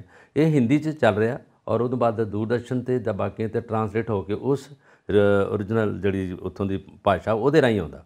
ਔਰ ਉਹਦੇ ਵਿੱਚ ਪੂਰਾ ਦੂਰਦਰਸ਼ਨ ਦਾ ਨੈਟਵਰਕ, ਰੇਡੀਓ ਦਾ ਨੈਟਵਰਕ ਔਰ ਉਹਦੇ 'ਚ ਬਾਹਰਲੇ ਦੇਸ਼ਾਂ ਦੇ ਜਿੰਨੇ ਵੀ ਰੇਡੀਓ ਦੇ ਨੈਟਵਰਕ ਆ ਉਹ ਕੰਮ ਕਰ ਰਹੇ ਆ ਔਰ ਬਾਕਾਇਦਾ ਤੌਰ 'ਤੇ ਕਮਿਊਨੀਕੇਟ ਕੀਤਾ ਜਾ ਰਿਹਾ। ਕਿਉਂਕਿ ਪ੍ਰਧਾਨ ਮੰਤਰੀ ਦੀ ਸਪੀਚ ਆ, ਉਹਨਾਂ ਦੀ ਗੱਲਬਾਤ ਹੈ, ਉਦੋਂ ਸਾਰੇ ਕਰਮਚਾਰੀ, ਸਾਰੇ ਮੀਡੀਆ ਮੈਨ ਅਲਰਟ ਹੋ ਜਾਂਦੇ ਆ ਔਰ ਉਹਨੂੰ ਬਾਕਾਇਦਾ ਤੌਰ 'ਤੇ 1 to all, door to door ਲੋਕਾਂ ਤੱਕ ਪਹੁੰਚਾਇਆ ਜਾਂਦਾ। ਕਿਉਂਕਿ ਰੇਡੀਓ ਦੀ ਅਪਰੋਚ ਬਹੁਤ ਦੂਰ ਤੱਕ ਆ, ਟੈਲੀਵਿਜ਼ਨ ਦੇ ਉੱਥੋਂ ਤੱਕ ਨਹੀਂ ਗਈ। ਟੈਲੀਵਿਜ਼ਨ 'ਤੇ ਪਿਕਚਰ ਵੀ ਆਉਣੀ ਆ, ਇਲੈਕਟ੍ਰੋਨਿਕਸ ਮੀਡੀਆ ਰਾਹੀਂ ਉਹਦੇ ਥਰੂ ਆਵਾਜ਼ ਵੀ ਆਉਣੀ ਆ, ਦੋ ਚੀਜ਼ਾਂ ਦਾ ਸੁਮੇਲ ਨਾਲ ਆਉਂਦਾ। ਪਰ ਬਾਕਾਇਦਾ ਤੌਰ 'ਤੇ ਆਵਾਜ਼ ਦਾ ਇੱਕ ਜਾਦੂ ਆ ਰੇਡੀਓ 'ਚ ਜਿਹੜਾ ਪ੍ਰਭਾਵਸ਼ਾਲੀ ਆਵਾਜ਼ ਆ। ਔਰ ਤੁਹਾਨੂੰ ਪਤਾ ਹੈਗਾ ਕਿ ਮੋਦੀ ਸਾਹਿਬ ਬੋਲਦੇ ਵੀ ਬਹੁਤ ਅੱਛਾ, ਇਜ਼ ਅ ਗੁੱਡ ਓਰੇਟਰ, ਬਹੁਤ ਅੱਛਾ ਬੋਲਣਾ ਜਾਣਦੇ ਆ, ਜਿਸ ਦੀ ਨਿਸਬਤ ਅਸੀਂ ਇਹ ਗੱਲ ਤਾਂ ਨਹੀਂ ਕਰਨੀ ਚਾਹੁੰਦੇ ਸੂਝਵਾਨ ਦੇ ਤੌਰ 'ਤੇ, ਚਾਹੇ ਡਾਕਟਰ ਮਨਮੋਹਨ ਸਿੰਘ ਰਹੇ ਆ, ਪਰ ਬੋਲਣ ਲਈ ਇਹ ਸਭ ਤੋਂ ਅੱਗੇ ਆ, ਅੱਛਾ ਬੋਲ ਲੈਂਦੇ ਆ। ਇਹਨਾਂ ਨੂੰ ਪਤਾ ਹੈ ਕਿ ਕਿਹੜਾ ਮੁੱਦਾ ਅੱਗੇ ਲਿਆਉਣਾ, ਕਿਸ ਤਰ੍ਹਾਂ ਐਕਸਪ੍ਰੈਸ਼ਨ ਦੇਣੀ ਹੈ ਪ੍ਰਭਾਵਸ਼ਾਲੀ ਤਰੀਕੇ ਨਾਲ। ਗੱਲ ਇਹ ਹੈ ਕਿ ਬਲਕਾਰ ਜੀ, ਮੀਡੀਆ ਦਾ ਸਹੀ ਇਸਤੇਮਾਲ ਹੋਣਾ ਚਾਹੀਦਾ। ਇਹ ਤਾਂ ਹੈ। ਕੁਝ ਵੀ ਹੈ, ਭਾਵੇਂ ਇਹ ਪ੍ਰੋਗਰਾਮ ਹੈ, ਇਹਦਾ ਅੱਛਾ ਰਿਜ਼ਲਟ ਜਾ ਰਿਹਾ, ਬਾਕੀ ਵੀ ਪ੍ਰੋਗਰਾਮ ਹੋਣ, ਉਹਦਾ ਅੱਛਾ ਰਿਜ਼ਲਟ ਜਾਵੇ। ਕਿਉਂਕਿ ਉਹ ਸਾਰੂ ਸੋਚ, ਉਹ ਸਾਰੂ ਕੰਮ, ਉਹ ਸਾਰੂ ਯੋਗਦਾਨ ਇਹੀ ਮੀਡੀਆ ਦਾ ਕੰਮ ਹੈ। ਅੱਜ ਕੱਲ੍ਹ ਅਸੀਂ ਦੇਖਦੇ ਹਾਂ ਮੀਡੀਆ ਨੂੰ ਖਰੀਦਿਆ ਜਾਂਦਾ ਹੈ, ਮੀਡੀਆ ਨੂੰ ਮੈਨੀਪੂਲੇਟ ਕੀਤਾ ਜਾਂਦਾ ਹੈ ਔਰ ਆਪਣੇ ਮਤਲਬ ਲਈ, ਆਪਣੇ ਮਕਸਦ ਲਈ ਇਸਤੇਮਾਲ ਕੀਤਾ ਜਾਂਦਾ ਹੈ। ਸਿਰਫ ਭਾਰਤ 'ਚ ਨਹੀਂ ਬਲਕਿ ਪੂਰੀ ਦੁਨੀਆ 'ਚ ਇਹ ਕੰਮ ਹੈ। ਚੈਨਲ ਬੰਦ ਕਰ ਦਿੰਦੇ ਮੁੜ ਕੇ। ਆਪਣੇ ਜਿਹੜੀ ਹੈਗਾ ਸੂਚਨਾ ਪ੍ਰਸਾਰਣ ਮੰਤਰੀ ਅਨੁਰਾਗ ਠਾਕੁਰ ਜੀ, ਉਹਨਾਂ ਨੇ ਹੁਣੇ ਕਿਹਾ ਇਸੇ ਪ੍ਰੋਗਰਾਮ ਦੇ ਨਾਲ ਹੀ ਕਿ ਪ੍ਰੋਗਰਾਮ ਦੀ ਜਿਹੜੀ ਬਹੁਤਾਤ ਹੈ ਲੋਕਾਂ ਤੱਕ ਜਿਹੜੀ ਪਹੁੰਚਦੀ ਆ, ਮੈਨੂੰ ਇਸ ਤੋਂ ਖੁਸ਼ੀ ਆ। ਐਜ਼ ਏ ਮਿਨਿਸਟਰ ਮੈਨੂੰ ਪਤਾ ਹੈਗਾ ਕਿ ਲੋਕ ਇਹਨੂੰ ਵਾਹ ਕਰਦੇ ਇਹਦੇ ਲਈ ਔਰ ਬਹੁਤ ਲੋਕ ਇਹਦੇ 'ਤੇ ਸੁਣਦੇ ਇਹਨੂੰ। ਔਰ ਉਹਦੇ ਨਾਲ ਇਹਨਾਂ ਨੇ ਇਹ ਵੀ ਕਿਹਾ ਹੈਗਾ ਕਿ ਜਿਹੜੇ ਬਾਕੀ ਚੈਨਲ ਨੇ ਜਿਹਦੇ ਵਿੱਚ ਲੋਕਾਂ 'ਤੇ ਦੂਸ਼ਣ ਲਾਇਆ ਜਾਂਦਾ ਔਰ ਉਹ 'ਚ ਪੋਸਟਾਂ ਅੱਛੀਆਂ ਨਹੀਂ ਪਾਈਆਂ ਜਾਂਦੀਆਂ, ਜ਼ਹਿਰ ਪਰੋਸੀ ਜਾਂਦੀ ਹੈ, ਜਿਹੜੀ ਤੁਸੀਂ ਗੱਲ ਕੀਤੀ ਉਹਨਾਂ ਨੇ ਕਿਹਾ, ਕਿਉਂਕਿ ਉਹਨਾਂ ਦੇ ਅੰਡਰ ਹੈ ਜਿਹੜਾ ਸੂਚਨਾ ਪ੍ਰਸਾਰਣ ਮੰਤਰੀ ਹੈ, ਇਹਨਾਂ ਦੇ ਅੰਡਰ ਹੀ ਆ ਔਰ ਇਨਫੋਰਮੇਸ਼ਨ ਬ੍ਰੌਡਕਾਸਟ ਮਿਨਿਸਟਰ ਨੇ ਉਹ ਤੇ INB ਦੇ। ਔਰ ਉਹਨਾਂ ਨੇ ਕਹਿ ਦਿੱਤਾ ਕਿ ਬੰਦ ਕਰਵਾ ਦਾਂਗੇ ਔਰ ਉਹਦੇ ਵਿੱਚ ਕੁਝ ਐਪ ਉਹਨਾਂ ਨੇ ਬੰਦ ਕਰ ਦਿੱਤੀਆਂ। ਪਾਕਿਸਤਾਨ ਦੇ ਵੀ ਕੁਝ ਸੀਗੇ ਇੱਧਰ ਸੁਣਾਈ ਦੇ ਰਹੇ, ਉਹ ਵੀ ਸੀਗੇ। ਕੁਝ ਅੱਤਵਾਦੀ ਜਿਹੜੇ ਮਨਸੂਬੇ ਬਣਾ ਰਹੇ ਸੀ ਉਹ ਵੀ ਇਹਨਾਂ ਨੇ ਹੁਣੇ ਬੰਦ ਕੀਤੇ। 14 ਚੈਨਲ ਉਹਨਾਂ ਨੇ ਹੁਣ ਐਪਸ ਬੰਦ ਕਰ ਦਿੱਤੀਆਂ। ਜਿਹੜੀ ਤੁਸੀਂ ਗੱਲ ਕੀਤੀ ਹੈ, ਮੈਂ ਉਹ ਗੱਲ ਕਰਨਾ ਚਾਹੁੰਦਾ ਕਿ ਵੈਸੇ ਦੁਰਉਪਯੋਗ ਹੁੰਦਾ, ਦੁਰਵਰਤੋਂ ਹੁੰਦੀ ਹੈ ਕਈ ਜਗ੍ਹਾ 'ਤੇ, ਲੋਕਾਂ ਨੂੰ ਉਕਸਾਇਆ ਜਾਂਦਾ, ਲੜਾਇਆ ਜਾਂਦਾ, ਮੁਰਾਇਆ ਜਾਂਦਾ। ਪਰ ਆਹ ਤਾਂ ਜਿਹੜਾ ਹੈਗਾ ਮੈਸੇਜ ਇਹ ਲੋਕਾਂ ਲਈ, ਦੇਸ਼ ਦੇ ਵਿਕਾਸ ਲਈ ਹੈ, ਦੇਸ਼ ਦੇ ਲੋਕਾਂ ਲਈ ਹੈਗਾ। ਇਹ ਪ੍ਰਧਾਨ ਮੰਤਰੀ ਜਦੋਂ ਬੋਲਦੇ ਨੇ ਲੋਕਾਂ ਲਈ ਮੁਖਾਤਬ ਹੈ, ਲੋਕਾਂ ਨੂੰ ਦੱਸਣਾ ਕਿ ਕੀ ਚੰਗਾ ਕੀ ਮਾੜਾ ਹੋ ਰਿਹਾ। ਕਿ ਜਿਹੜੇ ਪ੍ਰੋਗਰਾਮਸ ਦੇ ਵਿੱਚ, ਜਿਹੜੇ ਚੈਨਲਸ ਦੇ ਉੱਤੇ ਜ਼ਹਿਰ ਪਰੋਸੀ ਜਾਂਦੀ, ਜ਼ਹਿਰ ਪਰੋਸਣ ਦਾ ਮਤਲਬ ਇਹ ਹੈ ਕਿ ਜੋ ਸਮਾਜ ਵਾਸਤੇ ਗਲਤ ਨੇ, ਸਮਾਜ ਦੇ ਅੰਦਰ ਗੰਦਗੀ ਫੈਲਾਉਂਦੇ ਨੇ, ਸੋਚ ਗੰਦੀ ਕਰਦੇ ਨੇ, ਬੱਚਿਆਂ ਦੇ ਉੱਤੇ, ਨੌਜਵਾਨ ਮਨਾਂ ਦੇ ਉੱਤੇ ਬੁਰਾ ਪ੍ਰਭਾਵ ਪਾਉਂਦੇ ਨੇ, ਐਸੇ ਪ੍ਰੋਗਰਾਮ, ਐਸੇ ਚੈਨਲਸ, ਉਹਨਾਂ ਉੱਤੇ ਗਵਰਨਮੈਂਟ ਨੂੰ ਸਟ੍ਰਿਕਟ ਐਕਸ਼ਨ ਲੈਣਾ ਹੀ ਚਾਹੀਦਾ ਹੈ according to rules, according to constitution. ਕਿਉਂਕਿ ਮੀਡੀਆ ਦਾ ਕੰਮ ਇਹ ਹੈ ਕਿ ਪਬਲਿਕ ਦੀ ਗੱਲ ਗਵਰਨਮੈਂਟ ਤੱਕ ਪਹੁੰਚਾਉਣਾ, ਗਵਰਨਮੈਂਟ ਦੀ ਗੱਲ ਪਬਲਿਕ ਤੱਕ ਪਹੁੰਚਾਉਣਾ, ਇੱਕ ਬ੍ਰਿਜ, ਇੱਕ ਪੁਲ ਦਾ ਕੰਮ ਕਰਦਾ ਹੈ। ਪਰ ਜੇ ਪੁਲ ਹੀ ਟੁੱਟ ਗਿਆ ਤਾਂ ਡੈਮੋਕ੍ਰੇਸੀ ਕਾਮਯਾਬ ਕਿੱਦਾਂ ਹੋਏਗੀ? ਕਿਉਂਕਿ ਫਿਰ ਡਿਬੇਟ ਨਹੀਂ ਨਾ ਹੋਏਗਾ, ਫਿਰ ਡਾਇਲੋਗ ਨਹੀਂ ਹੋਏਗਾ, ਸੰਵਾਦ ਕਿੱਦਾਂ ਹੋਏਗਾ? ਤਾਂ ਸੰਵਾਦ ਸਥਾਪਿਤ ਕਰਨਾ ਕੰਮ ਹੈ ਮੀਡੀਆ ਦਾ ਔਰ ਮਨ ਕੀ ਬਾਤ ਸੰਵਾਦ ਸਥਾਪਿਤ ਕਰਦਾ ਹੈ। ਤਾਂ ਇਸ ਤਰ੍ਹਾਂ ਹੋਰ ਪ੍ਰੋਗਰਾਮਸ ਵੀ ਹੋਣੇ ਚਾਹੀਦੇ ਨੇ ਜੋ ਸੰਵਾਦ ਸਥਾਪਿਤ ਕਰਨ ਔਰ ਜਿਨ੍ਹਾਂ ਦੇ ਜ਼ਰੀਏ ਅਸੀਂ ਨੇਸ਼ਨ ਫਾਰਮੇਸ਼ਨ ਦੀ ਗੱਲ ਕਰੀਏ। ਪੂਰੀ ਦੁਨੀਆ ਦੇ ਵਿੱਚ ਅਸੀਂ ਆਪਣੇ ਮੁਲਕਾਂ ਨੂੰ ਕਿੱਦਾਂ ਸ਼ਾਂਤੀ ਵੱਲ ਲੈ ਕੇ ਜਾਣਾ, ਕਿੱਦਾਂ ਤਰੱਕੀ ਵੱਲ ਲੈ ਕੇ ਜਾਣਾ, ਕਿੱਦਾਂ ਬਣਾਉਣਾ ਹੈ, ਕਿੱਦਾਂ ਉਸਾਰਨਾ ਹੈ, ਉਹ ਚੀਜ਼ ਹੋਣੀ ਚਾਹੀਦੀ ਹੈ। ਆ ਜਿਹੜੀਆਂ ਲੜਾਈਆਂ ਲੱਗੀਆਂ ਹੋਈਆਂ ਨੇ ਨਾ, ਜਿਹਦੇ 'ਚ ਮਨੁੱਖੀ ਜਾਨਾਂ ਜਾਂਦੀਆਂ ਪਈਆਂ ਨੇ, ਤਬਾਹੀ ਹੁੰਦੀ ਪਈ ਹੈ, ਇਹ ਨਾ ਹੋਵੇ, ਇਹ ਰੁਕ ਜਾਵੇ। ਮੀਡੀਆ ਆਪਣਾ ਰੋਲ ਇਸ ਤਰ੍ਹਾਂ ਅਦਾ ਕਰੇ। ਪੰਜਾਬ ਦੇ ਬੇਰੁਜ਼ਗਾਰ ਯੂਨੀਅਨ ਇਕੱਠੀ ਹੋਈ ਹੈ, ਕਹਿੰਦੇ ਜ਼ਿਮਨੀ ਚੋਣਾਂ 10 ਨੂੰ ਹੋਣੀਆਂ ਨੇ ਪੰਜਾਬ ਦੇ ਵਿੱਚ, ਜਲੰਧਰ ਦੇ ਵਿੱਚ ਹੋ ਰਹੀਆਂ ਨੇ। ਤਾਂ 7 ਮਈ ਨੂੰ ਉਹਨਾਂ ਨੇ ਕਾਲ ਦਿੱਤੀ ਹੈ ਇੱਕ ਪੋਲ ਖੋਲ ਰੈਲੀ, ਜਿਹਦੇ 'ਚ ਪੋਲ ਖੋਲੀ ਜਾਏਗੀ ਸਰਕਾਰਾਂ ਦੀ, ਪਾਰਟੀਆਂ ਦੀ, ਨੇਤਾਵਾਂ ਦੀ। ਉਹ ਪੋਲ ਖੋਲ ਰੈਲੀ ਹੋਣੀ ਹੈ 7 ਮਈ ਨੂੰ। ਤੇ ਇਹ ਬੇਰੁਜ਼ਗਾਰ ਯੂਨੀਅਨ ਜਿਹੜੀ ਹੈ ਉਹਨੇ ਇਹ ਸੱਦਾ ਦਿੱਤਾ। ਵੈਸੇ ਬੇਰੁਜ਼ਗਾਰੀ ਦੀ ਜਿਹੜੀ ਬਹੁਤਾਤ ਹੈ ਪੰਜਾਬ ਵਿੱਚ ਬਹੁਤ ਜ਼ਿਆਦਾ, ਇਹਦੇ ਮਾਰੇ ਲੋਕ ਬਾਹਰਲੇ ਦੇਸ਼ਾਂ ਵਿੱਚ ਜਾ ਕੇ ਹਵਾਈ ਉਡਾਨਾਂ ਨਾਲ ਪਹੁੰਚ ਰਹੇ ਆ। Canada, America, Switzerland, Australia, New Zealand, ਇਹਨਾਂ ਦੇਸ਼ਾਂ ਵਿੱਚ ਬੈਠੇ ਆ। ਇੰਗਲੈਂਡ 'ਚ ਵੀ ਜਾ ਰਹੇ ਪਰ ਘੱਟ ਹੁਣ, ਪੜ੍ਹਨ ਦੇ ਬਹਾਨੇ ਵੀ ਜਾ ਰਹੇ ਆ, ਕੋਈ ਕੁਛ ਬਿਜ਼ਨਸ ਦੇ ਬਹਾਨੇ ਵੀ ਜਾ ਰਹੇ, ਫਿਰ ਉੱਥੇ ਪੱਕੇ PR ਵੀ ਲੈ ਲੈਂਦੇ ਆ ਔਰ ਜਿਹੜੇ ਲੋਕ ਵਿਚਾਰੇ ਗਰੀਬ ਨੇ, ਜਿਨ੍ਹਾਂ ਕੋਲ ਨਹੀਂ ਪੈਸਾ ਧੇਲਾ, ਜਿਹੜਿਆਂ ਦੇ ਮਾਂ ਪਿਓ ਨਹੀਂ ਅਫੋਰਡ ਕਰਦੇ, ਉਹ ਵਿਚਾਰੇ ਇੱਥੇ ਰਹਿ ਜਾਂਦੇ ਆ। ਉਹ ਬੇਰੁਜ਼ਗਾਰੀ ਦੀ ਮਾਰ ਚੱਲ ਰਹੇ ਆ, ਜਿਨ੍ਹਾਂ ਵਿੱਚ ਹੁਣੇ ਵੈਸੇ ਜੇ ਪੰਜਾਬ ਸਰਕਾਰ ਦੇ ਵਿੱਚੋਂ ਵੇਖਿਆ ਜਾਵੇ ਤਾਂ ਰੋਜ਼ ਇਹ ਨਿਯੁਕਤੀ ਪੱਤਰ ਦੇ ਰਹੇ ਆ। ਕੱਲ੍ਹ ਵੀ ਇਹਨਾਂ ਨੇ ਕੁਝ ਮੁੰਡਿਆਂ ਅਤੇ ਕੁੜੀਆਂ ਨੂੰ ਨਿਯੁਕਤੀ ਪੱਤਰ ਦਿੱਤੇ ਆ, ਅਪਾਇੰਟਮੈਂਟ ਲੈਟਰ ਦਿੱਤੇ ਆ। ਉਹਨਾਂ 'ਚ 25-30 ਹਜ਼ਾਰ ਤਨਖਾਹ ਦੇ ਦਿੱਤੇ ਆ, ਪਰ ਉਹਦੇ ਵਿੱਚ ਜਿਹੜੇ ਰੈਗੂਲਰ ਨਹੀਂ ਸੀਗੇ, ਐਡਹੌਕ ਸੀ, ਉਹਨਾਂ ਨੂੰ ਵੀ ਰੈਗੂਲਰ ਕੀਤਾ। ਪਰ ਹੁਣ ਬਹੁਤ ਗਿਣਤੀ ਜ਼ਿਆਦਾ ਇਹਨਾਂ ਦੀ ਬੇਰੁਜ਼ਗਾਰਾਂ ਦੀ। ਇਹ ਹੁਣ ਗੁੱਸੇ ਨਾਲ ਆ ਰਹੇ ਆ ਕਿ ਜੇ ਉਹਨਾਂ ਨੂੰ ਦਿੱਤੀ ਅਪਾਇੰਟਮੈਂਟ ਤਾਂ ਅਸੀਂ ਕਿੱਥੋਂ ਆ ਗਏ? ਅਸੀਂ ਵੀ ਤਾਂ ਪੰਜਾਬ ਦੇ ਵਸਨੀਕ ਆ, ਤੁਸੀਂ ਬਾਹਰਲੇ ਸੂਬੇ 'ਚੋਂ ਮੁੰਡੇ ਲਿਆ ਕੇ ਕਿਉਂ ਉਹਨਾਂ ਨੂੰ ਨੌਕਰੀਆਂ ਦੇ ਰਹੇ ਜੇ? ਅਸੀਂ ਤਾਂ ਇੱਥੇ ਕਾਮਯਾਬ ਲੋਕ ਹੈਗੇ ਆ, ਅਸੀਂ ਪੜ੍ਹੇ ਲਿਖੇ ਆ, ਡਿਗਰੀ ਯਾਫਤਾ ਲੋਕ ਹੈਗੇ ਆ, ਉਹਨਾਂ ਨੂੰ ਕਿਉਂ ਜੌਬ ਦੇ ਰਹੇ ਜੇ? ਹੁਣ ਇਹਨਾਂ ਨੇ ਸੱਦਾ ਦਿੱਤਾ 7 ਮਈ ਨੂੰ, ਔਰ ਜ਼ਿਮਨੀ ਚੋਣਾਂ ਦੇ ਮੱਦੇਨਜ਼ਰ ਰੱਖ ਕੇ, ਕਿਉਂਕਿ ਜ਼ਿਮਨੀ ਚੋਣਾਂ ਵੀ ਆ ਗਈਆਂ, ਇੱਥੇ ਵੀ ਰੋਡ ਸ਼ੋਅ ਹੁੰਦੇ ਇਹਨਾਂ ਦੇ। ਖਾਸ ਕਰਕੇ ਜੇ ਇੱਕ ਗੱਲ ਕੀਤੀ ਜਾਵੇ, ਸਾਡੇ ਦਰਸ਼ਕਾਂ ਨੂੰ ਪਤਾ ਹੈ ਕਿ ਸਭ ਤੋਂ ਜ਼ਿਆਦਾ ਪ੍ਰਦਰਸ਼ਨੀਆਂ ਜਲੰਧਰ 'ਚ ਹੋ ਰਹੀਆਂ। ਇਸ ਕਰਕੇ ਹੋ ਰਹੀਆਂ ਕਿ ਸਾਰੇ ਮੰਤਰੀ, ਆਪਣੇ ਮੁੱਖ ਮੰਤਰੀ, ਸਾਰੀਆਂ ਪਾਰਟੀਆਂ ਦੇ ਕਰਤਾ ਧਰਤਾ ਪੰਜਾਬ ਦੇ ਸੂਬੇ ਜ਼ਿਲ੍ਹੇ 'ਚ ਆਉਂਦੇ ਆ, ਜਲੰਧਰ 'ਚ। ਔਰ ਇੱਥੇ ਸੜਕਾਂ ਜਾਮ ਹੀ ਰਹਿੰਦੀਆਂ। ਤੁਸੀਂ ਕਿਸੇ ਵੇਲੇ ਸੜਕ 'ਤੇ ਜਾਓਗੇ ਗੱਡੀ ਲੈ ਕੇ, ਸਕੂਟਰ ਲੈ ਕੇ, ਤੁਹਾਨੂੰ ਲੰਘਣ ਲਈ ਕੋਈ ਰਾਹ ਨਹੀਂ ਲੱਭੂਗਾ। ਇਸ ਕਰਕੇ ਕਿ ਰੋਜ਼ ਦਿਹਾੜੀ ਕੋਈ ਨਾ ਕੋਈ ਰੈਲੀ ਹੁੰਦੀ ਰਹਿੰਦੀ ਹੈ, ਕਿਉਂਕਿ 10 ਮਈ ਤੱਕ ਇਹ ਕੰਮ ਚੱਲੀ ਜਾਣਾ। ਔਰ 7 ਮਈ ਨੂੰ ਤਾਂ ਇਹਦਾ ਸੱਦਾ ਆ ਗਿਆ, ਔਰ ਨੌਜਵਾਨ ਮੁੰਡੇ ਆਉਣਗੇ, ਬੇਰੁਜ਼ਗਾਰ ਆਉਣਗੇ। ਔਰ ਇਸ ਗੱਲੋਂ ਚੰਗੇ ਹੈਗੇ ਕੋਈ ਤੋੜ ਭੰਨ ਨਹੀਂ ਕਰਦੇ, ਜਿਹੜਾ ਸਰਕਾਰੀ ਦੀ ਜਾਇਦਾਦ ਉੱਤੇ ਕੋਈ ਨੁਕਸਾਨ ਨਹੀਂ ਪਹੁੰਚਾਉਂਦੇ। ਇਹ ਗੱਲ ਸਿਆਣਪ ਦੀ ਉਹਨਾਂ ਦੀ ਹੈਗੀ ਆ। ਪ੍ਰਦਰਸ਼ਨ ਕਰਨਾ ਬਣਦਾ ਹੈਗਾ, ਇਹ ਡੈਮੋਕ੍ਰੇਸੀ ਆ, ਉਹਨਾਂ ਦਾ ਆਪਣਾ ਇੱਕ ਰੂਲ ਵੀ ਹੈਗਾ, ਫਰਜ਼ ਵੀ ਹੈਗਾ, ਆਪਣੇ ਵਿਚਾਰ ਪੇਸ਼ ਕਰ ਸਕਦੇ ਸਰਕਾਰ ਦੇ ਅਗੇਂਸਟ। ਔਰ ਇਹ ਜ਼ਿਮਨੀ ਚੋਣਾਂ ਦੇ ਵਿੱਚ ਜਿਹੜੀਆਂ ਵੀ ਪਾਰਟੀਆਂ ਆ ਰਹੀਆਂ, ਜਦੋਂ ਕਿ ਬਾਹਰਲੀਆਂ ਪਾਰਟੀਆਂ ਦੇ ਬਾਹਰਲੇ ਮੁੰਡੇ ਆਉਂਦੇ ਆ, ਅਤੇ ਦੂਜੀਆਂ ਜਿਹੜੀਆਂ ਅਕਸਾਊ ਬਣ ਜਾਂਦੀਆਂ, ਜਿਹੜੀਆਂ ਰਾਜਨੀਤਿਕ ਪਾਰਟੀਆਂ, ਵਿਰੋਧੀ ਪਾਰਟੀਆਂ, ਉਹ ਰੌਲਾ ਪਾਉਂਦੀਆਂ ਵਾਕਿਆ ਗੱਲ ਆਂਦੇ, ਠੀਕ ਹੈ ਤੁਸੀਂ ਇਹਨਾਂ ਨੂੰ ਬੇਰੁਜ਼ਗਾਰ ਰੱਖਿਆ, ਇਹਨਾਂ ਨੂੰ ਕੌਣ ਨੌਕਰੀ ਦੇਊਗਾ? ਉਹ ਭਲਿਆ ਮਾਨਸਾਂ ਨੂੰ ਇਹ ਪੁੱਛੇ, ਤੁਸੀਂ ਵੀ ਤਾਂ ਰਾਜ 'ਚ ਰਹਿ ਗਏ, ਉਦੋਂ ਵੀ ਬੇਰੁਜ਼ਗਾਰੀ ਸੀ, ਉਹ ਮੁੰਡੇ ਹੀ ਆ ਤੁਰੇ ਫਿਰਦੇ ਅਜੇ ਤੱਕ, ਉਹ ਵਿਚਾਰੇ ਬੁੜੇ ਹੋ ਗਏ ਆ, ਕਈ ਤਾਂ ਵਿਚਾਰੇ ਪੋਤਰਿਆਂ ਵਾਲੇ ਹੋ ਗਏ, ਉਹਨਾਂ ਨੂੰ ਅਜੇ ਤੱਕ ਨੌਕਰੀ ਨਹੀਂ ਹੋਈ। ਅਤੇ ਤੁਸੀਂ ਅੱਜ ਦੀ ਸਰਕਾਰ ਦੇ ਮੜੀ ਜਾਂਦੇ ਜੇ। ਦੋਵਾਂ ਸਰਕਾਰਾਂ, ਇਹਦਾ ਵੀ ਕਸੂਰ ਹੈਗਾ, ਸਾਰੀਆਂ ਕਸੂਰ ਹੈਗੀਆਂ, ਪਰ ਮੌਕੇ ਦੀ ਜਿਹੜੀ ਸਰਕਾਰ ਆ ਉਹੀ ਫੜੀ ਜਾਂਦੀ ਹੁੰਦੀ ਹੈ। ਵੀ ਤੁਸੀਂ ਹੁਣ ਦੇਖੋ, ਹੁਣ ਤੁਹਾਡੇ ਅੱਗੇ ਸ਼ੀਸ਼ਾ ਪਿਆ ਵਾ, ਤੁਸੀਂ ਇਹ ਦਰਪਣ ਨੂੰ ਝਾਕ ਕੇ ਵੇਖੋ ਕਿ ਲੋਕ ਕਿੱਥੇ ਤੁਰੇ ਫਿਰਦੇ ਆ, ਸੜਕਾਂ 'ਤੇ, ਫੁੱਟਪਾਥਾਂ 'ਤੇ, ਰੁੱਖਾਂ 'ਤੇ, ਲੋਕ ਨੁੱਕਰਾਂ 'ਚ ਬੈਠੇ ਆ। ਕਿਉਂ ਬੈਠੇ ਆ? ਬੇਰੁਜ਼ਗਾਰੀ। ਔਰ ਇਹ ਬੜੀ ਵੱਡੀ ਬਿਮਾਰੀ ਹੈ, ਬੜੀ ਵੱਡੀ ਜ਼ਾਹਲਤ ਹੈ। ਇਸੇ ਕਰਕੇ ਲੋਕ ਨਸ਼ਾਖੋਰੀ ਵਾਲੇ ਪਾਸੇ ਆ ਗਏ, ਤਸਕਰ ਬਣ ਗਏ, ਕਿਉਂਕਿ ਵਿਹਲਾ ਮਨ ਸ਼ੈਤਾਨ ਦਾ ਚਰਖਾ ਹੀ ਹੁੰਦਾ। ਇਹ ਗੱਲ ਕਹਿਣ ਵਾਲੀ ਹੈ, ਇਨਕਮ ਵੀ ਚਾਹੀਦੀ ਹੈ ਨਾ, ਨਸ਼ਿਆਂ ਦੀ ਦਲਦਲ 'ਚ ਜਾ ਫਸੇ। ਗੱਲ ਇਹ ਹੈ ਇੱਕ ਸਰਕਾਰਾਂ ਦਾ ਨਹੀਂਗਾ, ਸਾਰੀਆਂ ਜਿਹੜੀਆਂ ਮੌਜੂਦਾ ਵੀ ਆ, ਪਿਛਲੀਆਂ ਵੀ, ਉਹਨਾਂ ਨੇ ਮਿਲ ਕੇ ਕੀਤਾ ਸਾਰਾ। ਤਸਕਰ ਬਣ ਗਏ, ਗੈਂਗਸਟਰ ਬਣ ਗਏ, ਜੋ ਵੀ ਬਣ ਗਏ, ਗੈਰ ਕਾਨੂੰਨੀ ਕੰਮ ਕਰਦੇ ਨੇ, ਐਂਟੀ ਸੋਸ਼ਲ ਐਲੀਮੈਂਟ ਬਣ ਗਏ। ਉਹ ਇਸ ਕਰਕੇ ਕਿਉਂਕਿ ਉਧਰੋਂ ਇਨਕਮ ਹੁੰਦੀ ਹੈ ਨਾ। ਸਹੀ ਗੱਲ, ਰੋਟੀ ਤਾਂ ਖਾਣੀ ਹੈ, ਰੋਟੀ ਤਾਂ ਖਾਣੀ। ਹੁਣ ਜਿਹੜਾ ਬੰਦਾ ਗਲਤ ਬੰਦਾ ਜੇ ਰੋਟੀ ਦੇਏਗਾ ਤੇ ਉਹ ਗਲਤ ਬੰਦੇ ਦੀ ਉਹ ਸਾਰੀ ਜੀ ਹਜ਼ੂਰੀ ਕਰਨੀ ਹੈ ਨਾ, ਕਿਹਦੀ ਕਰਨੀ ਹੈ ਫਿਰ? ਜਦੋਂ ਰੋਟੀ ਖਾਂਦਾ ਨਾ, ਜਦੋਂ ਇੱਕ ਬੰਦਾ ਬ੍ਰੈਡ ਖਾ ਰਿਹਾ, ਇੱਕ ਬਈ ਰੋਟੀ ਖਾ ਰਿਹਾ, ਤੇ ਉਹ ਹੁਣ ਇਹ ਬਰਾਬਰਤਾ ਨਹੀਂ ਹੁੰਦੀ। ਅਗਲਾ ਖੋਹਦਾ ਵਾ, ਉਹੀ ਖੋ ਕੇ ਆਪਣੇ ਪੇਟ ਨੂੰ ਪਾਉਂਦਾ ਉਹਦੇ 'ਚ। ਉਹਨੂੰ ਅਸੀਂ ਗੈਂਗਸਟਰ ਕਹਿ ਦਿੰਦੇ, ਉਹਨੂੰ ਅਸੀਂ ਕਹਿ ਦਿੰਦੇ ਹਾਂ ਲੁਟੇਰੇ ਆ ਗਏ। ਇਹ ਇੱਕ ਜਿਹੜਾ ਸਮਾਜਵਾਦੀ ਤੌਰ 'ਤੇ ਜੇ ਅਸੀਂ ਕਾਰਲ ਮਾਰਕਸ ਪੜ੍ਹੀਏ ਤਾਂ ਇਹੋ ਗੱਲ ਹੈਗੀ। ਕਿਸੇ ਦਾ ਹੱਕ ਨਹੀਂ ਗਾ ਕਿ ਉਹ ਬ੍ਰੈਡ ਖਾਈ ਜਾਵੇ ਅਤੇ ਘਿਓ ਖਾਈ ਜਾਵੇ ਅਤੇ ਉਹ ਖੀਰਾਂ ਖਾਵੇ, ਅਤੇ ਦੂਜਾ ਬੰਦਾ ਵਿਚਾਰਾ ਬਈ ਰੋਟੀ ਨੂੰ ਵੀ ਤਰਸੇ। ਇਹ ਇਕੁਐਲਿਟੀ ਨਹੀਂ, ਇਹ ਨਾ ਬਰਾਬਰਤਾ ਹੈਗੀ। ਜਾਂ ਤਾਂ ਇਹ ਸਭ ਜਾਣ ਬੁੱਝ ਕੇ ਕੀਤਾ ਗਿਆ ਕਿ ਬੇਰੁਜ਼ਗਾਰ ਰੱਖਿਆ ਜਾਵੇ, ਕਿਉਂਕਿ ਆਪਣੀ ਪਈ ਹੋਈ ਹੈ। ਹੁਣ ਇਸ ਕੁਰਸੀ ਤੇ ਬੈਠਾ, ਉਸ ਤੋਂ ਵੱਡੀ ਕੁਰਸੀ ਤੇ ਕਿਵੇਂ ਬਹਿਣਾ ਹੈ? ਇਹੀ ਚਾਲਾਂ ਚੱਲਣੀਆਂ ਨੇ। ਤਾਂ ਫਿਰ ਜਨਤਾ ਦਾ ਸੋਚਣਾ ਕਦੋਂ ਹੈ, ਸੂਬੇ ਦਾ ਸੋਚਣਾ ਕਦੋਂ? ਟਾਈਮ ਹੀ ਨਹੀਂ ਹੈਗਾ।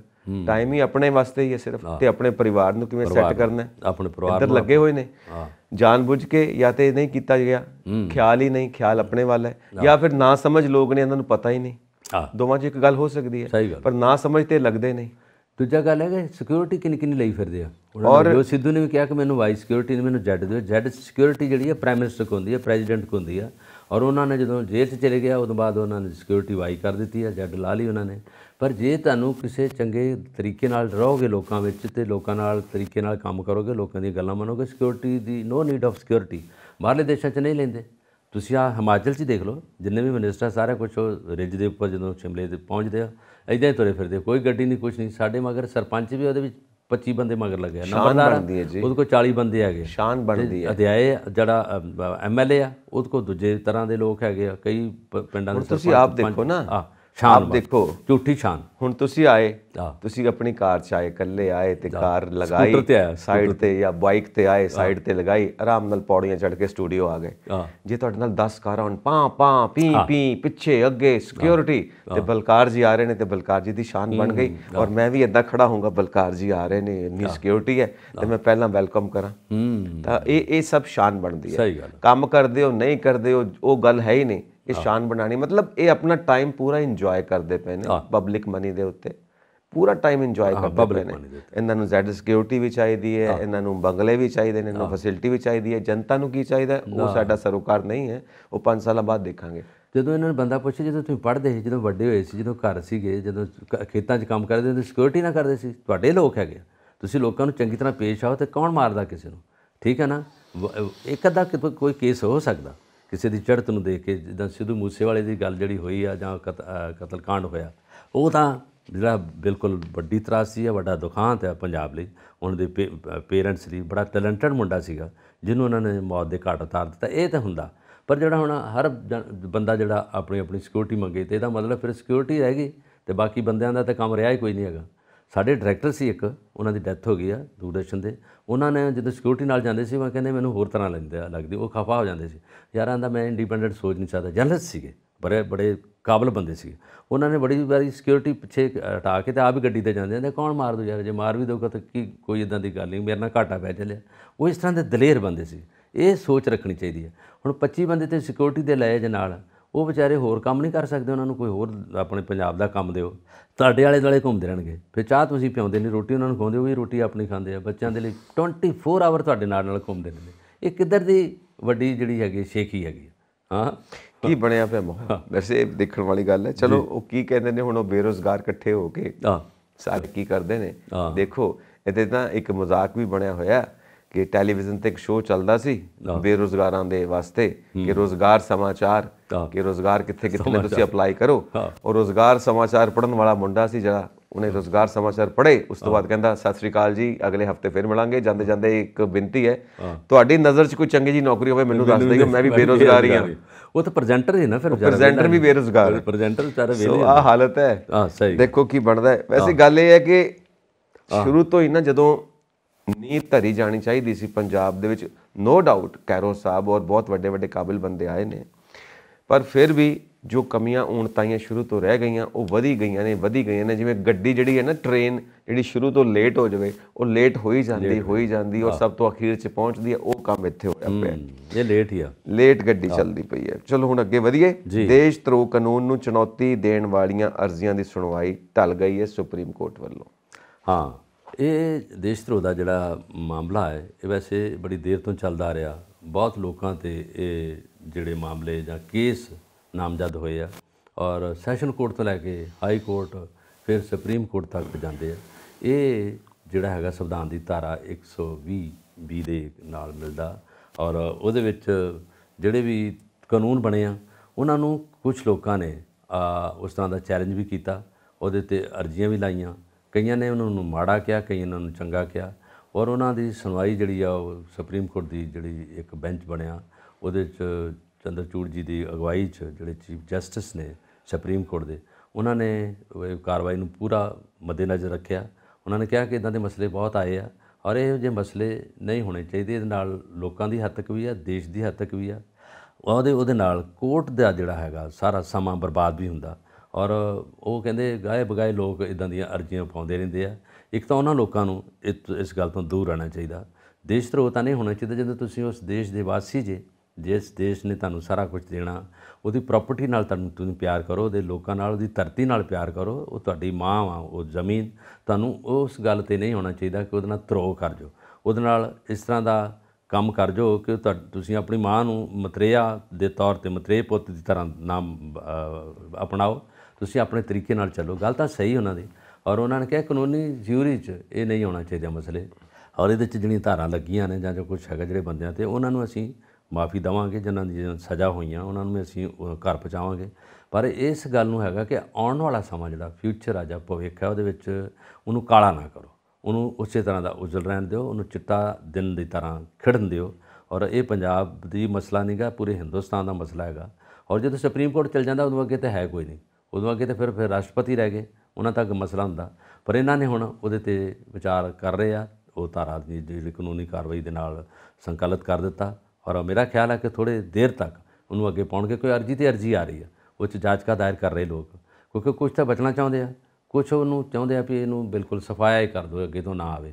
ਪਰ ਕਿੱਥੋਂ ਟਲਦੀਆਂ ਗੱਲਾਂ, ਲੋਕਾਂ ਦੇ ਅੰਦਰ ਜਿਹੜੀਆਂ ਸੋਚਾਂ ਗਲਤ ਪਈਆਂ ਉਹ ਆਉਣੀਆਂ ਹੀ ਆਉਣੀਆਂ। ਉਹਨਾਂ ਨੇ ਦੇਸ਼ ਧਰੋਹ ਜਿਹੜੇ ਕਰ ਦਿੰਦੇ ਆ, ਉਹ ਲੋਕ ਜਿਹੜੇ ਆ ਮੁੜ ਕੇ ਆਪ ਵੀ ਟਿਕਾਣਾ ਨਹੀਂ ਮਿਲਦਾ ਉਹਨਾਂ ਨੂੰ, ਲੋਕ ਵੀ ਉਹਨਾਂ ਨੂੰ ਦੂਰ ਦੂਰ ਕਰ ਦਿੰਦੇ ਆ। ਜਿਸ ਤਰ੍ਹਾਂ ਪੰਜਾਬ 'ਚ ਵੀ ਹੋਇਆ, ਜਿੱਦਾਂ ਗੁਰੂ ਗ੍ਰੰਥ ਸਾਹਿਬ ਦੀ ਬੇਅਦਬੀ ਦੇ ਮਸਲੇ ਹੋਏ ਆ, ਉਸੇ ਤਰ੍ਹਾਂ ਉਹ ਲੋਕ ਲੱਭਦੇ ਨਹੀਂ ਗੇ, ਉਹ ਬੰਦੇ ਬਿਲਕੁਲ ਖਤਮ ਹੋ ਜਾਂਦਾ, ਕੁਦਰਤ ਖਤਮ ਕਰਦੀ ਆ। ਔਰ ਜੋ ਉਹਨਾਂ ਦੀ ਸੋਚ ਆ, ਉਹ ਕਾਲੀ ਸੋਚ ਖਤਮ ਹੋ ਜਾਂਦੀ ਆ। ਉਹ ਆਪ ਹੀ ਉਸ ਬਿਮਾਰੀ ਦਾ ਸ਼ਿਕਾਰ ਹੁੰਦੇ ਆ ਜਿਹੜੀ ਉਹਦੇ ਅੰਦਰ ਪਨਪਦੀ ਹੁੰਦੀ ਹੈ, ਆਪ ਹੀ ਮਰ ਜਾਂਦੇ ਆ। ਔਰ ਭਗਵਾਨ ਨੇ, ਖੁਦਾ ਨੇ, ਰਹਿਬਰ ਨੇ, ਗੁਰੂ ਮਹਾਰਾਜ ਨੇ, ਵਾਹਿਗੁਰੂ ਨੇ ਉਹਨਾਂ ਨੂੰ ਸਿੱਧੇ ਤਰ੍ਹਾਂ ਤਾਂ ਨਹੀਂ ਕੁਝ ਕਹਿਣਾ, ਉਹਨਾਂ ਨੂੰ ਆਪਣੇ ਆਪ ਉਹਨਾਂ ਦੀ ਸੋਚ ਗਲਤ ਜਿਹੜੀ ਆਪਣੇ ਆਪ ਹੀ ਅੰਦਰੋਂ ਪਨਪਦੀ ਸੋਚ ਖਤਮ ਹੋ ਜਾਂਦੀ ਹੈ। ਇਹ ਗੱਲ ਬਿਲਕੁਲ ਜੀ।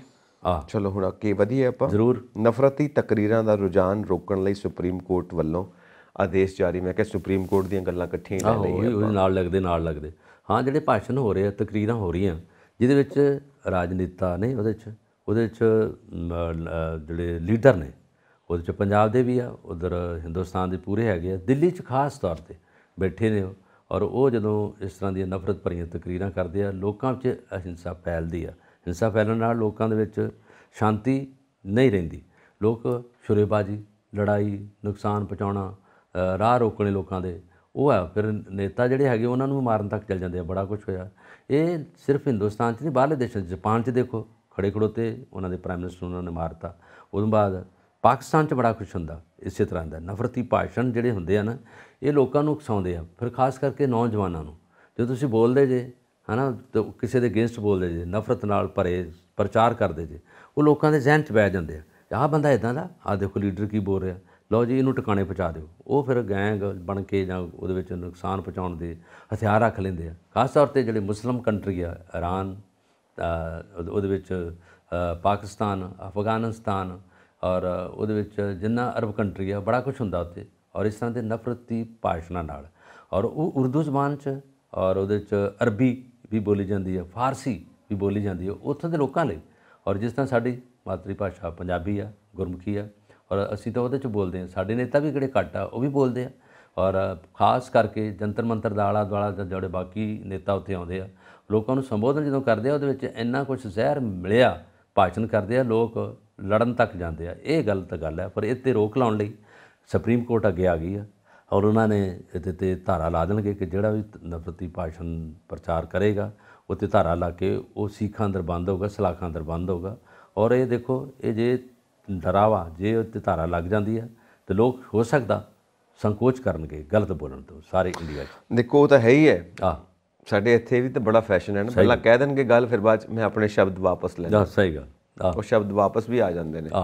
ਇਹ ਵੀ ਬੜੀ ਕਮਾਲ ਦੀ ਗੱਲ ਹੈ। ਸਾਡੇ ਬਜ਼ੁਰਗ ਕਹਿੰਦੇ ਸੀ, ਜੇ ਮੂੰਹ 'ਚੋਂ ਜ਼ੁਬਾਨ 'ਚੋਂ ਸ਼ਬਦ ਨਿਕਲ ਜਾਵੇ ਵਾਪਸ ਨਹੀਂ ਆਉਂਦਾ, ਇੱਥੇ ਵਾਪਸ ਵੀ ਆ ਜਾਂਦਾ। ਜ਼ੁਬਾਨ 'ਚੋਂ ਨਿਕਲਿਆ ਤੀਰ ਤੇ ਜ਼ੁਬਾਨ 'ਚੋਂ ਨਿਕਲਿਆ ਸ਼ਬਦ ਵਾਪਸ ਕਰ ਜਾਂਦਾ। ਤੇ ਦੂਜੀ ਗੱਲ, ਅੱਜ ਕੱਲ੍ਹ ਸੋਸ਼ਲ ਮੀਡੀਆ ਦਾ ਜ਼ਮਾਨਾ ਹੈ, ਤੇ ਅੱਜ ਕੱਲ੍ਹ ਇਹ ਸੋਸ਼ਲ ਮੀਡੀਆ ਦੇ ਉੱਤੇ ਨਾ ਆਪਣੀਆਂ ਵੀਡੀਓ ਰਿਕਾਰਡ ਕਰਕੇ ਅਪਲੋਡ ਕਰਨ ਦਾ ਬੜਾ ਫੈਸ਼ਨ ਹੈ।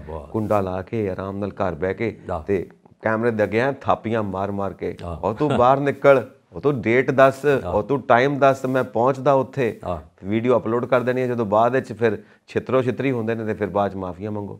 ਅਸਲ 'ਚ ਜਿਹੜੀਆਂ ਸ਼ਬਦ ਵਾਪਸ ਲੈ ਲਿਆ ਨਾ, ਜਿਹੜੀਆਂ ਪੋਸਟਾਂ ਪਾਉਂਦੇ ਆ, ਇਹ ਜਨਰਲ ਨਹੀਂ ਹੁੰਦੀਆਂ ਜਿਹਦੇ ਨਾਲ ਤੁਹਾਡੀ ਕੋਈ ਦੁਸ਼ਮਣੀ ਆ, ਵਿਰੋਧਤਾ, ਜਿਹਨੇ ਤੁਹਾਡੇ ਅਗੇਂਸਟ ਬੋਲਿਆ ਜਾਂ ਤੁਹਾਨੂੰ ਉਹਦੇ ਬਾਰੇ ਕੁਝ ਲੱਗਦਾ ਦੁੱਖ, ਉਹ ਪੋਸਟਾਂ ਉਹਨਾਂ ਲਈ ਪਾ ਦਿੰਦੇ ਆ। ਜਨਰਲ ਜਿੱਦਾਂ ਬੜੀ ਕੋਟੇਸ਼ਨ ਲਿਖ ਰਹੇ ਆ, ਜਿੱਦਾਂ ਬੜੇ ਸ਼ੇਕਸਪੀਅਰ ਹੁੰਦੇ ਆ, ਹੈ ਨਾ, ਵਰਡਵਰਥ ਦੇ ਜਿੱਦਾਂ ਉਹ ਕਰ ਰਹੇ ਆ, ਉਹ ਇਸ ਤਰ੍ਹਾਂ ਦੇ ਸਕਾਲਰ ਬਣ ਕੇ ਆਪਣੀਆਂ ਪੋਸਟਾਂ ਪਾਉਂਦੇ। ਕੋਟੇਸ਼ਨਾਂ ਜਿਹੜੀਆਂ ਹੈਗੀਆਂ ਉਹ ਬੰਦ ਉਹਨਾਂ ਦੀਆਂ ਇਨਵਰਟਡ ਕੋਮਿਆਂ 'ਚ ਜਿਹੜੇ ਸਕਾਲਰ ਰਹੇ ਆ। ਉਹਨੇ ਟਵੀਟ ਕਰਤਾ, ਉਹਨੇ ਟੀਵੀ ਦੇ ਉੱਤੇ ਆ ਕੇ ਉਹਦੇ ਖਿਲਾਫ ਬੋਲਤਾ, ਉਹਨੇ ਟੀਵੀ ਦੇ ਆ ਕੇ ਉਹਦੇ ਖਿਲਾਫ ਬੋਲਤਾ। ਮਤਲਬ ਆ ਕੀ ਕਰਦੇ ਪਏ ਹੋ? ਜੇ ਦੋ ਹੱਥ ਕਰਨੇ ਨੇ, ਆਮਣੋ ਸਾਹਮਣੇ ਹੋ ਕੇ ਕਬੱਡੀ ਖੇਡ ਲਓ ਜਿਹੜੀ ਖੇਡਣੀ, ਕੁਸ਼ਤੀ ਕਰ ਲਓ ਜਿਹੜੀ ਕਰਨੀ ਹੈ। ਸ਼ਬਦਾਂ ਨਾਲ ਕੁਝ ਨਹੀਂ, ਇਹਦੇ ਨਾਲ ਕੀ ਹੈਗਾ? ਨਫ਼ਰਤ ਤੁਸੀਂ ਜ਼ਮਾਨੇ 'ਚ ਫੈਲਾਉਂਦੇ ਪਏ ਹੋ, ਸਮਾਜ 'ਚ ਫੈਲਾਉਂਦੇ ਪਏ ਹੋ। ਇੱਕ ਦੂਜੇ ਦਾ ਜਿਹੜਾ ਸਿਰ ਪਾੜਨਾ, ਪਾੜ ਲਓ ਬਹਿ ਕੇ। ਬਾਕੀਆਂ ਨੂੰ ਕਿਉਂ ਤੰਗ ਕੀਤਾ ਹੋਇਆ? ਇਹ ਗੱਲ ਇਹ ਹੈ ਕਿ ਜਾਂ ਤੇ ਤੁਸੀਂ ਕੁਝ ਕਰਕੇ ਦਿਖਾਓ, ਕਰਕੇ ਦਿਖਾਓ ਦਾ ਮਤਲਬ ਇਹ ਹੁੰਦਾ ਕਿ ਆਮਣੇ ਸਾਹਮਣੇ ਆ ਜਾਓ ਵੀ ਤੂੰ ਵੀ ਕੁਰਸੀ ਡਾਲ ਹੈ ਮੈਂ ਵੀ ਕੁਰਸੀ ਡਾਲ ਲੈਣਾ, ਜਾਂ ਤਾਂ ਡਿਬੇਟ ਕਰ ਲੈਂਦੇ ਆ ਜਾਂ ਫਿਰ ਲੰਗੋਟ ਕੱਸ ਕੇ ਕੁਸ਼ਤੀ ਕਰ ਲੈਂਦੇ ਆ, ਜਿਹੜਾ ਜਿੱਤ ਗਿਆ ਲੈ ਗਿਆ, ਦੋਵਾਂ 'ਚ ਕੰਮ ਕਰ ਲਓ ਆਮਣੇ ਸਾਹਮਣੇ ਆ ਕੇ। ਪਰ ਜਿਹੜਾ ਆਗ ਤੁਸੀਂ ਨਫ਼ਰਤ ਫੈਲਾਉਂਦੇ ਪਏ ਹੋ ਸਮਾਜ ਦੇ ਵਿੱਚ ਸ਼ਬਦਾਂ ਦੇ ਵਿੱਚ, ਉਹਨੇ ਟੀਵੀ ਤੇ ਬੋਲਤਾ, ਉਹਨੇ ਟੀਵੀ ਤੇ ਬੋਲਤਾ, ਉਹਨੇ ਟਵੀਟ ਕਰਤਾ, ਉਹਨੇ ਟਵੀਟ ਕਰਤਾ, ਬਾਕੀ ਸਾਡਾ ਮੀਡੀਆ ਕਮਾਲ ਕਰਨ ਨੂੰ ਹੈਗਾ ਹੀ ਹੈ, ਉਹ ਬਾਤ ਦਾ ਬਤੰਗੜ ਰਾਈ ਦਾ ਪਹਾੜ ਬਣਾਉਣ 'ਚ ਤੁਹਾਨੂੰ ਪਤਾ ਹੀ ਹੈ ਸਾਡੇ ਮੀਡੀਆ ਦਾ ਜਿਹੜਾ ਰੋਲ ਰਹਿੰਦਾ ਉਹ ਸਾਰਾ ਕੰਮ ਇਹੀ ਕੁਝ ਚੱਲਦਾ ਪਿਆ। ਇੱਕ ਮੀਡੀਆ ਤੇ ਮੈਂ ਵੀਡੀਓ ਵੇਖੀ ਆ, ਉਹਦੇ 'ਚ ਹੈਗਾ ਦੋ ਬੰਦੇ ਬੈਠੇ ਆ, ਦੋਵੇਂ ਬੰਦੇ ਇੱਕ ਦੂਜੀ ਪਾਰਟੀ ਲਈ ਗੱਲ ਕਰ ਰਹੇ ਆ। ਉਹ ਕਹਿੰਦਾ ਜਿਹੜੀ ਮੌਜੂਦਾ ਪਾਰਟੀ ਹੈ ਇਹਨੇ ਬੜਾ ਕੁਝ ਕਰ ਦਿੱਤਾ ਲੋਕਾਂ ਲਈ, ਲੋਕਾਂ ਦੇ ਭਲੇ ਲਈ। ਉਹ ਕਹਿੰਦਾ ਜਿਹੜੀ ਪਹਿਲੀ ਸੀ ਉਹਨੇ ਕਿਹੜਾ ਕੱਟ ਕੀਤਾ। ਉਹ ਕਹਿੰਦਾ ਜਿਹੜੀ ਨਾਲ ਦੀ ਜੁਆਇੰਟ ਪਾਰਟੀ ਉਹਨੇ ਕੱਟ ਕੀਤਾ। ਆਪ ਵਿੱਚ ਉਹ ਰੌਲਾ ਪਾ ਕੇ ਫਿਰ ਉਹ ਗੁੱਥਮ ਗੁੱਥਾਂ ਹੁੰਦੇ ਆ, ਇੱਕ ਦੂਜੇ ਦੇ ਲੀੜੇ ਪਾੜਦੇ ਉਹਨਾਂ ਨੇ, ਲਹੂ ਲੁਹਾਨ ਹੋ ਜਾਂਦੇ ਆ। ਅਤੇ ਮੁੜ ਕੇ ਬਾਕੀ ਜਿਹੜੇ ਬੰਦੇ ਆ ਕੇ ਆਉਂਦੇ ਆ ਤਾਂ ਉਹ ਹੱਥ 'ਤੇ ਤਾੜੀ ਮਾਰ ਕੇ ਹੱਸ ਪੈਂਦੇ ਆ। ਕੁਛ ਵੀਡੀਓ ਬਣਾਉਣ ਵਾਲੇ ਜਿਹੜੇ ਉਹ ਵੀ ਗਲਤ ਬਣਾ ਕੇ ਲੋਕਾਂ ਨੂੰ ਉਕਸਾਉਂਦੇ ਆ, ਅਤੇ ਜਿਹੜੇ ਲੋਕ ਵਿੱਚ ਪਾਰਟੀਸਪੇਟ ਕਰਦੇ ਆ ਉਹ ਵੀ ਗਲਤ ਹੈਗੇ ਆ। ਇਹੀ ਮਸਲਾ ਜਿਹੜਾ ਹੈਗਾ ਹੁਣ ਜੂਰੀ ਜਾਂ ਜਿਹੜੀ ਅਦਾਲਤਾਂ ਨੇ ਉਹਨਾਂ ਨੇ ਲਿਆ, ਔਰ ਇਹੋ ਜਿਹੀਆਂ ਪੋਸਟਾਂ ਵੀ ਪਾਉਣਾ ਗਲਤ ਗੱਲ ਹੈਗੀ ਆ। ਪਾਰਟੀ ਦਾ ਕੰਮ ਜਿਹੜਾ ਪਾਰਟੀ ਦਾ ਨੇਤਾ ਬੋਲ ਰਿਹਾ ਜੋ ਹੈਗਾ, ਤੁਸੀਂ ਉੱਥੇ ਵਿਅਕਤੀਗਤ ਤੌਰ 'ਤੇ ਵਿਚਾਰ ਦਿਓ, ਨਾ ਕਿ ਲੜੋ। ਜੇ ਆਪੋ 'ਚ ਲੜੋਗੇ ਤਾਂ ਲੜਾਉਣਾ ਤੇ ਜਾਣਦੇ ਹੋ। ਉਹ ਕਹਿੰਦੇ ਮਰੋ ਤੇ ਲੜੋ, ਅਸੀਂ ਰਾਜ ਕਰੀਏ। ਦੇਖੋ ਪਾਰਟੀਆਂ ਆਪਣੀ ਜਗ੍ਹਾ, ਦੇਸ਼ ਸੂਬਾ ਦੇਸ਼ ਦੇ ਲੋਕ ਆਪਣੀ ਜਗ੍ਹਾ। ਬਿਲਕੁਲ। ਹੁਣ ਤੁਹਾਡੇ ਝਗੜਿਆਂ ਦੇ ਵਿੱਚ ਸੂਬਾ ਕਿਉਂ ਭੁਗਤੇ? ਸਹੀ ਗੱਲ। ਸੂਬੇ ਦੇ ਲੋਕ ਕਿਉਂ ਭੁਗਤਣ? ਤੁਸੀਂ ਆਪਸ 'ਚ ਨਜਿੱਠ ਲਵੋ ਜੇ ਲੜਨਾ ਹੀ ਹੈ ਤਾਂ, ਤੇ ਜੇ ਕੰਮ ਕਰਨਾ ਤਾਂ ਫਿਰ ਮਿਲ ਜੁਲ ਕੇ ਕੰਮ ਕਰੋ। ਮੈਂ ਤਾਂ ਕਈ ਵਾਰ ਮਜ਼ਾਕ 'ਚ ਕਰਦਾ ਹੁੰਦਾ ਕਿ ਜਨਤਾ ਨੂੰ ਚਾਹੀਦਾ ਇੱਕ ਅਖਾੜਾ ਬਣਾ ਲੈਣ ਤੇ ਉੱਥੇ ਕਹਿਣਗੇ ਜਿਨ੍ਹਾਂ ਨੇ ਨਾ ਇਹ ਨੇਤਾਵਾਂ ਨੇ ਜਾਂ ਜਿਨ੍ਹਾਂ ਨੇ ਵੀ ਆਪਸ 'ਚ ਨਫ਼ਰਤੀ ਗੱਲਾਂ ਕਰਨੀਆਂ ਨੇ, ਉੱਥੇ ਅਖਾੜੇ 'ਚ ਆ ਜਾਓ, ਲੰਗੋਟ ਅਸੀਂ ਦੇ ਦਾਂਗੇ, ਲੰਗੋਟ ਕੱਸੋ ਤੇ ਕੁਸ਼ਤੀ ਕਰ ਲਓ। ਠੀਕ ਹੈ, ਕੁਸ਼ਤੀ ਕਰਨ ਨੂੰ ਤਿਆਰ ਰਹਿੰਦੇ ਆ। ਔਰ ਤੁਹਾਡਾ ਜਿਹੜਾ ਆਪਸ ਦਾ ਇੱਕ ਦੂਜੇ ਦੇ ਪ੍ਰਤੀ ਨਫ਼ਰਤ ਭਾਵਨਾ ਦਾ ਭਰਿਆ ਹੋਇਆ ਦਿਲ ਹੈ ਨਾ, ਉਹ ਵੀ ਸ਼ਾਂਤ ਹੋ ਜਾਵੇ ਤੇ ਸਾਨੂੰ ਵੀ ਰੱਬ ਦਾ ਵਾਸਤਾ ਚੈਨ ਨਾਲ ਬੈਠਣ ਦਿਓ, ਜਾਂ ਤਾਂ ਕੁਸ਼ਤੀ ਕਰ ਲਓ। ਪਰ ਇਹ ਗੱਲਾਂ ਜਿਹੜੀਆਂ ਨੇ ਨਾ, ਇਹ ਸਮਾਜ ਦੇ ਅੰਦਰ ਗੰਦਗੀ ਫੈਲਾਉਂਦੀਆਂ ਨੇ, ਔਰ ਸੁਪਰੀਮ ਕੋਰਟ ਨੇ ਸਹੀ ਕੀਤਾ ਕਿ ਇਹ ਗੰਦਗੀ ਫੈਲਾਉਣ ਤੋਂ ਰੋਕਣੀ ਚਾਹੀਦੀ ਹੈ। ਇਹ ਆਪੋ ਵਿੱਚ ਲੜਨਾ ਜਾਣਦੇ ਆ, ਆਪੋ ਵਿੱਚ ਗੁੱਥਮ ਗੁੱਥਾ ਜਾਣਦੇ ਆ। ਜਦੋਂ ਕਿ ਲੜਨਾ ਸੀ, ਜਦੋਂ ਕਿ ਦੇਸ਼ ਲਈ ਮਰਨਾ ਸੀਗਾ, ਉਦੋਂ ਸਾਰੇ ਲੋਕ ਅੰਦਰੋਂ ਅੰਦਰ ਵੜ ਗਏ, ਉਦੋਂ ਕਮਰਿਆਂ 'ਚ ਬੰਦ ਹੋ ਗਏ, ਮੰਜਿਆਂ ਥੱਲੇ ਵੜ ਗਏ। ਉਦੋਂ ਭਗਤ ਸਿੰਘ, ਰਾਜਗੁਰੂ ਸੁਖਦੇਵ, ਤਾਂਤੀਆ ਟੋਪੀ ਔਰ ਉਸ ਤਰ੍ਹਾਂ ਦੇ ਜਿਹੜੇ ਸ਼ਹੀਦ ਨੇ, ਉਹਨਾਂ ਨੇ ਦੇਸ਼ ਦੀ ਆਜ਼ਾਦੀ ਲਿਆਉਣ ਲਈ ਆਪਾ ਵਾਰ ਦਿੱਤਾ। ਇਹ ਲੋਕ ਆਪੋ ਵਿੱਚ ਗੁੱਥਮ ਗੁੱਥਾ ਹੋ ਸਕਦੇ ਆ, ਨਾ ਕਿ ਜੁਆਇੰਟ, ਨਾ ਕਿ ਦੇਸ਼ ਲਈ, ਨਾ ਕਿ ਲੋਕਾਂ ਲਈ, ਕੌਮ ਲਈ ਨਹੀਂ ਲੜਨਾ ਜਾਣਦੇ। ਕੌਮ ਲਈ ਕੋਈ ਲੜ ਲੈਂਦਾ, ਆਪੋ 'ਚ ਜਿੰਨਾ ਮਰਜ਼ੀ ਲੜ ਸਕਦੇ ਆ, ਜਾਇਦਾਦਾਂ ਲਈ, ਹੈ ਨਾ, ਲੀੜੇ ਲੱਤੇ ਲਈ, ਕੁਰਸੀਆਂ ਲਈ, ਇਹਦੇ ਲਈ। ਬਸ ਕੁਰਸੀਆਂ ਲਈ ਤੁਹਾਡੀ ਗੱਲ ਸਹੀ ਹੈ। ਦਸ਼ਮੇਸ਼ ਪਿਤਾ ਨੇ ਸਾਨੂੰ ਸਮਝਾਇਆ ਹੈ, ਸੂਰਾ ਸੋ ਪਹਿਚਾਨੀਏ ਜੋ ਲੜੇ ਦੀਨ ਕੇ ਹੇਤ, ਪੁਰਜ਼ਾ ਪੁਰਜ਼ਾ ਕੱਟ ਮਰੇ ਕਭੂ ਨਾ ਛਾੜੇ ਖੇਤ। ਜੋ ਕੌਮ ਵਾਸਤੇ, ਦੇਸ਼ ਵਾਸਤੇ, ਨਿਆਂ ਵਾਸਤੇ, ਸਮਾਜ ਵਾਸਤੇ, ਦੇਸ਼ ਦੇ ਲੋਕਾਂ ਵਾਸਤੇ ਲੜਦਾ ਹੈ, ਜੋ ਸਮਾਜ ਵਾਸਤੇ ਯੁੱਧ ਕਰਦਾ ਹੈ, ਸੱਚਾਈ ਦੇ ਲਈ ਲੜਦਾ ਹੈ, ਉਹ ਸੂਰਵੀਰ ਹੈ। ਸੋ ਆਪਾਂ ਅੱਗੇ ਵਧਦੇ ਹਾਂ ਜੀ। ਅੱਗੇ ਇਹ ਹੈ ਜੀ ਕਿ ਖਿਡਾਰੀਆਂ ਦੀ ਥਾਂ ਬ੍ਰਿਜ ਭੂਸ਼ਣ ਦੀ ਹਮਾਇਤ ਕਰ ਰਿਹਾ ਮੀਡੀਆ। ਇਹ ਪਹਿਲਵਾਨਾਂ ਦੀ ਫੈਡਰੇਸ਼ਨ ਨੇ ਕਿਹਾ ਕਿ ਮੀਡੀਆ ਦੀ ਸਪੋਰਟ ਮਿਲ ਰਹੀ ਹੈ ਨੇਤਾਵਾਂ ਨੂੰ, ਜਿਨ੍ਹਾਂ ਨੇ ਸਰੀਰਕ ਸ਼ੋਸ਼ਣ ਜਿਹੜਾ ਜੰਤਰ ਮੰਤਰ ਹੋ ਰਿਹਾ, ਸਾਰਾ ਕੁਕ੍ਰਿਤ ਕੀਤਾ, ਗਲਤ ਕੰਮ ਕੀਤੇ, ਜਿਨ੍ਹਾਂ ਦੇ ਖਿਲਾਫ FIRs ਨੇ ਔਰ ਜਿਨ੍ਹਾਂ ਦੇ ਖਿਲਾਫ ਮੋਰਚਾ ਖੋਲ੍ਹਿਆ ਹੋਇਆ ਪਹਿਲਵਾਨਾਂ ਨੇ, ਮੀਡੀਆ ਉਹਨਾਂ ਦੀ ਸਪੋਰਟ ਕਰਦਾ ਪਿਆ। ਹਾਲਾਂਕਿ ਮੀਡੀਆ ਟ੍ਰਾਇਲ ਚੱਲਦਾ ਪਿਆ, ਹਜੇ ਕੋਰਟ ਦਾ ਫੈਸਲਾ ਬਾਕੀ ਹੈ। ਬਾਕੀ ਜਿਹੜੀ ਆਪਾਂ ਕਹਿੰਦੇ ਨਾ ਫਸਟ ਹੈਂਡ ਐਵੀਡੈਂਸ ਆ ਰਹੀ ਹੈ, ਉਹ ਇਹ ਆ ਰਹੀ ਹੈ ਕਿ ਇਹਨਾਂ ਨੇ ਵਾਕਈ ਸਰੀਰਕ ਸ਼ੋਸ਼ਣ ਕੀਤਾ ਹੈ। ਅਸਲ 'ਚ ਜਿਹੜੇ ਬ੍ਰਿਜ ਭੂਸ਼ਣ ਨੇ ਉਹਨਾਂ 'ਤੇ FIR ਲੌਜ ਹੋਈ ਆ। ਉਹ 'ਚ 7 ਕੁੜੀਆਂ ਜਿਨ੍ਹਾਂ ਨੇ ਉਹਨਾਂ ਦੇ ਅਗੇਂਸਟ ਬਿਆਨ ਦਿੱਤੇ ਆ, ਤਾਂ FIR ਲੌਜ ਹੋ ਗਈ ਆ। ਇਹ ਜਿਹੜੇ ਪਹਿਲਵਾਨ ਦੀ ਕੁਸ਼ਤੀ ਫੈਡਰੇਸ਼ਨ ਆ ਉਹਦੇ ਪ੍ਰਧਾਨ ਆ, ਇਹਨਾਂ ਦੇ ਵਿੱਚੋਂ ਹੀ ਆ, ਔਰ ਇਹਨਾਂ ਦੇ ਕਰਤਾ ਧਰਤਾ ਗਿਆ। ਔਰ ਇਹਨਾਂ ਦਾ ਕਹਿਣਾ ਇਹ ਸੀ ਕਿ ਵੀ ਜੇ ਸਾਰੇ ਆਪਣੇ ਆਪਣੇ ਘਰਾਂ ਨੂੰ ਵਾਪਸ ਚਲ ਜਾਣ, ਇਹ ਪ੍ਰਦਰਸ਼ਨੀ ਛੱਡ ਦੇਣ, ਇਹ ਧਰਨਾ ਛੱਡ ਦੇਣ, ਅਤੇ ਮੈਂ ਉਹਦੇ ਤੋਂ ਬਾਅਦ ਅਸਤੀਫਾ ਦੇ ਦੂੰਗਾ, ਆਪਣੀ ਪੋਸਟ ਤੋਂ ਮੈਂ ਨਹੀਂ ਰਹੂੰਗਾ। ਪਰ ਉਹ ਗੱਲ ਇਹਨਾਂ ਨਹੀਂ ਮੰਨੀ। ਉਹਨਾਂ ਨੇ ਕਿਹਾ ਕਿ ਤੁਹਾਡੇ ਅਗੇਂਸਟ FIR ਲੌਜ ਹੋ ਗਈ ਹੈ, ਤੁਸੀਂ ਉਹਦੀ ਸਾਨੂੰ ਕਾਪੀ ਦਿਓ ਸਰਕਾਰ ਦਾ। ਉਧਰ ਉਹਨਾਂ ਨੂੰ ਕਿਹਾ ਜੁਡੀਸ਼ਰੀ ਨੂੰ, ਉਹਨਾਂ ਨੂੰ ਕਾਪੀ ਵੀ ਨਹੀਂ ਮਿਲੀ। ਇਸ ਕਰਕੇ ਉਹਨਾਂ ਨੇ ਕਿਹਾ ਕਿ ਸਰਕਾਰ ਵੀ ਹਮਾਇਤ ਕਰ ਰਹੀ ਉਹਨਾਂ ਦੀ। ਪਰ ਇਹਨਾਂ ਦੀ ਬਾਂਹ ਫੜੀ ਆ ਬਹੁਤ ਵੱਡੇ ਜਿੰਨੇ ਖਿਡਾਰੀ ਨੇ, ਓਲੰਪੀਅਨ ਨੇ, ਉਹ ਆ ਗਏ ਆ। ਜਿੰਨੇ ਅੱਗੇ ਆਪਾਂ ਜ਼ਿਕਰ ਕੀਤਾ ਸੀ ਜਿਹੜੀ ਫਿਲਮੀ ਹਸਤੀਆਂ ਸਟਾਰ ਨੇ, ਉਹ ਵੀ ਇਹਨਾਂ ਦੇ ਨਾਲ ਜੁੜ ਗਏ ਆ। ਔਰ ਇਹਦੇ ਵਿੱਚ ਵਕੀਲ ਵੀ ਕੁਛ ਬਹੁਤ ਆ ਗਏ ਆ ਇਹਨਾਂ ਦੀ। ਔਰ ਉਹਦੇ ਨਾਲ ਹੋਰ ਗੱਲ, ਕਿਸਾਨ ਯੂਨੀਅਨ ਦੇ ਜਿਹੜੇ ਕਿਰਤੀ ਕਿਸਾਨ ਯੂਨੀਅਨ ਆ, ਉਹ ਵੀ ਨਾਲ ਇਹਨਾਂ ਨਾਲ ਸ਼ਾਮਲ ਹੋ ਗਈ ਆ। ਇਹ ਮਸਲਾ ਜਿਹੜਾ ਕਿਸਾਨਾਂ ਦੇ ਅੰਦੋਲਨ ਵਰਗਾ ਬਣਦਾ ਜਾ ਰਿਹਾ, ਕਿਉਂਕਿ ਦਿੱਲੀ ਦੇ ਵਿੱਚ ਬੈਠਾ ਜਿਹੜੀ ਪਾਰਲੀਮੈਂਟ ਸਟਰੀਟ ਆ, ਉਹਦੇ ਵਿੱਚ ਜੰਤਰ ਮੰਤਰ ਆ, ਉੱਥੋਂ ਸ਼ੁਰੂ ਹੁੰਦਾ। ਔਰ ਉਹਦੇ ਨਾਲ ਹੀ ਅੱਗੇ ਅਸ਼ੋਕਾ ਰੋਡ ਆ, ਜਿੱਥੇ ਸਾਰੇ ਮੰਤਰੀ ਬੈਠਦੇ ਆ, ਜਿਨ੍ਹਾਂ ਦੇ ਰੈਜ਼ੀਡੈਂਸ ਆ। ਉਹਦੇ 'ਤੇ ਹੀ ਰਾਹੁਲ ਗਾਂਧੀ ਦਾ ਵੀ ਉੱਥੇ ਸੀਗਾ। ਔਰ ਪ੍ਰਾਈਮ ਮਿਨਿਸਟਰ ਸਾਹਿਬ ਵੀ ਉੱਥੇ ਬੈਠਦੇ ਆ। ਉਹਨਾਂ ਨੇ ਬਾਕਾਇਦਾ ਤੌਰ 'ਤੇ ਇਹ ਦੱਸ ਦਿੱਤਾ ਕਿ ਅਸੀਂ ਇਸ ਗੱਲ ਤੋਂ ਨਾਰਾਜ਼ ਹਾਂ ਕਿ ਇਹ ਜਿਹੜੇ ਸਾਡੇ ਫੈਡਰੇਸ਼ਨ ਦੇ ਪ੍ਰਧਾਨ ਨੇ ਇਹਨਾਂ ਨੇ ਗਲਤ ਕੰਮ ਕੀਤੇ ਆ ਔਰ ਬਾਕੀ ਲੋਕ ਹੋਰ ਵੀ ਇਨਵੋਲਵ ਹੈਗੇ ਆ ਔਰ ਸਾਡੀ ਹਮਾਇਤ ਕਰਨ ਲਈ ਸਰਕਾਰ ਨੂੰ ਵੀ ਅੱਗੇ ਆਉਣਾ ਚਾਹੀਦਾ ਔਰ ਉਹਦੇ ਨਾਲ ਜਿਹੜੇ ਬਾਕੀ ਬਚਦੇ ਮੀਡੀਆ ਵੀ ਸਾਡੇ ਲਈ ਕੁਛ ਨਾ ਕੁਛ ਕਰੇ। ਪਰ ਮੀਡੀਆ ਉਹਨਾਂ ਦੀ ਹਰ ਖਬਰ ਨੂੰ ਲੋਕਾਂ ਤੱਕ ਪਹੁੰਚਾਉਂਦਾ। ਮੀਡੀਆ ਇੰਨਾ ਹੀ ਕਰ ਸਕਦਾ ਕਿ ਉਹਨਾਂ ਦੀ ਫੇਵਰੇਬਲ ਜਿੰਨੀ ਵੀਡੀਓ ਹੈ ਜਾਂ ਉਹਨਾਂ ਦੇ ਵਿਊ ਆ ਉਹ ਲੋਕਾਂ ਤੱਕ ਪਬਲਿਕ ਤੱਕ ਪਹੁੰਚਾਉਣੇ ਚਾਹੀਦੇ ਕਿਉਂਕਿ ਉਹ ਕੀ ਕਹਿਣਾ ਚਾਹੁੰਦੇ ਆ। ਔਰ ਇਹ ਜਿਹੜੀ ਖਬਰ ਆ ਜਾਂ ਜਿਹੜਾ ਧਰਨਾ ਹੈ ਪੂਰੇ ਵਿਸ਼ਵ ਦਾ ਇੱਕ ਬਹੁਤ ਵੱਡਾ ਮਨਸੂਬਾ ਬਣ ਚੁੱਕਿਆ। ਜਿੱਥੇ ਜਿੱਥੇ ਵੀ ਲੋਕ ਬੈਠੇ ਨੇ, ਜਿੱਥੇ ਜਿੱਥੇ ਫੈਡਰੇਸ਼ਨ ਦੇ ਕਰਿੰਦੇ ਬੈਠੇ ਆ, ਉਹਨਾਂ ਦੇ ਹਮਾਇਤੀ ਬੈਠੇ ਆ, ਉਹਨਾਂ ਤੱਕ ਇਹ ਗੱਲ ਪਹੁੰਚ ਗਈ ਆ। ਕਿਹਨੇ ਪਹੁੰਚਾਈ ਆ? ਮੀਡੀਆ ਨੇ। ਮੀਡੀਆ ਹੀ ਕਰ ਰਿਹਾ ਹੈਗਾ। ਪਰ ਉਹਨਾਂ ਨੇ ਤਾਂ ਮੀਡੀਆ ਨੂੰ ਵੀ ਇਹ ਗੱਲ ਕਰਤਾ ਕਿ ਮੀਡੀਆ ਉਹਨਾਂ ਦੀ ਭਾਵ ਪੂਰਤੀ ਕਰਦਾ, ਉਹਨਾਂ ਦੇ ਨਾਲ ਜੁੜ ਗਿਆ। ਔਰ ਮੀਡੀਆ ਦੋ ਪਾਸੇ ਕੰਮ ਕਰੂਗਾ। ਮੀਡੀਆ ਦਾ ਤਾਂ ਮਤਲਬ ਮਾਧਿਅਮ ਹੁੰਦਾ ਕਿ ਸਰਕਾਰ ਦੀ ਵੀ ਗੱਲ ਪਹੁੰਚਾਵੇ, ਜਿਹੜੇ ਪ੍ਰਦਰਸ਼ਨਕਾਰੀ ਉਹਨਾਂ ਦਾ ਵੀ ਕਰੇ ਲੋਕਾਂ ਤੱਕ ਪਹੁੰਚਾਉਣ ਲਈ। ਪਰ ਉਹ ਕਹਿੰਦੇ ਸਾਨੂੰ ਫੇਵਰ 'ਚ ਰੱਖਣਾ ਚਾਹੀਦਾ। ਔਰ ਇਹ ਕਦੋਂ ਦਾ ਧਰਨੇ ਦਿੱਤੇ ਆ, ਸਰਕਾਰ ਦੇ ਕੰਨਾਂ ਤੋਂ ਜੂ ਨਹੀਂ ਸਰਕੀ ਔਰ ਮੋਦੀ ਸਾਹਿਬ ਬੋਲੇ ਹੀ ਨਹੀਂ ਇਹਦੇ 'ਤੇ। ਜੋ ਕੋਈ ਬ੍ਰਿਜ ਭੂਸ਼ਣ ਜੀ ਆਪ ਬੋਲਦੇ ਰਹੇ, ਹੋਰ ਕੋਈ ਖੇਡ ਮੰਤਰੀ ਨਹੀਂ ਬੋਲਿਆ। ਔਰ ਨਾ ਕੇਵਲ ਇਹ ਉੱਥੇ ਹੋਇਆ ਜੰਤਰ ਮੰਤਰ 'ਚ ਹੈ, ਸਾਡੇ ਨਾਲ ਦੇ ਗੁਆਂਢੀ ਪ੍ਰਦੇਸ਼ ਹਰਿਆਣਾ 'ਚ ਵੀ ਹੋ ਚੁੱਕਿਆ। ਉੱਥੇ ਵੀ ਜਿਨਸੀ ਸ਼ੋਸ਼ਣ ਹੋਇਆ ਕਿ ਕੁੜੀ ਆ, ਉਹਨੇ ਆਪਣਾ ਬਿਆਨ ਦਿੱਤੇ ਆ ਔਰ ਕੋਚ ਸੀਗੇ ਕੁੜੀ ਔਰ ਮੰਤਰੀ ਸੰਦੀਪ ਸਿੰਘ ਉਹਨਾਂ 'ਤੇ ਹੋਇਆ, ਉਹਨਾਂ ਨੂੰ ਬਰਖਾਸਤ ਕੀਤਾ ਗਿਆ, ਕੇਸ ਚੱਲ ਰਿਹਾ। ਇਹ ਇੱਕ ਜਗ੍ਹਾ ਨਹੀਂ ਹੁੰਦਾ।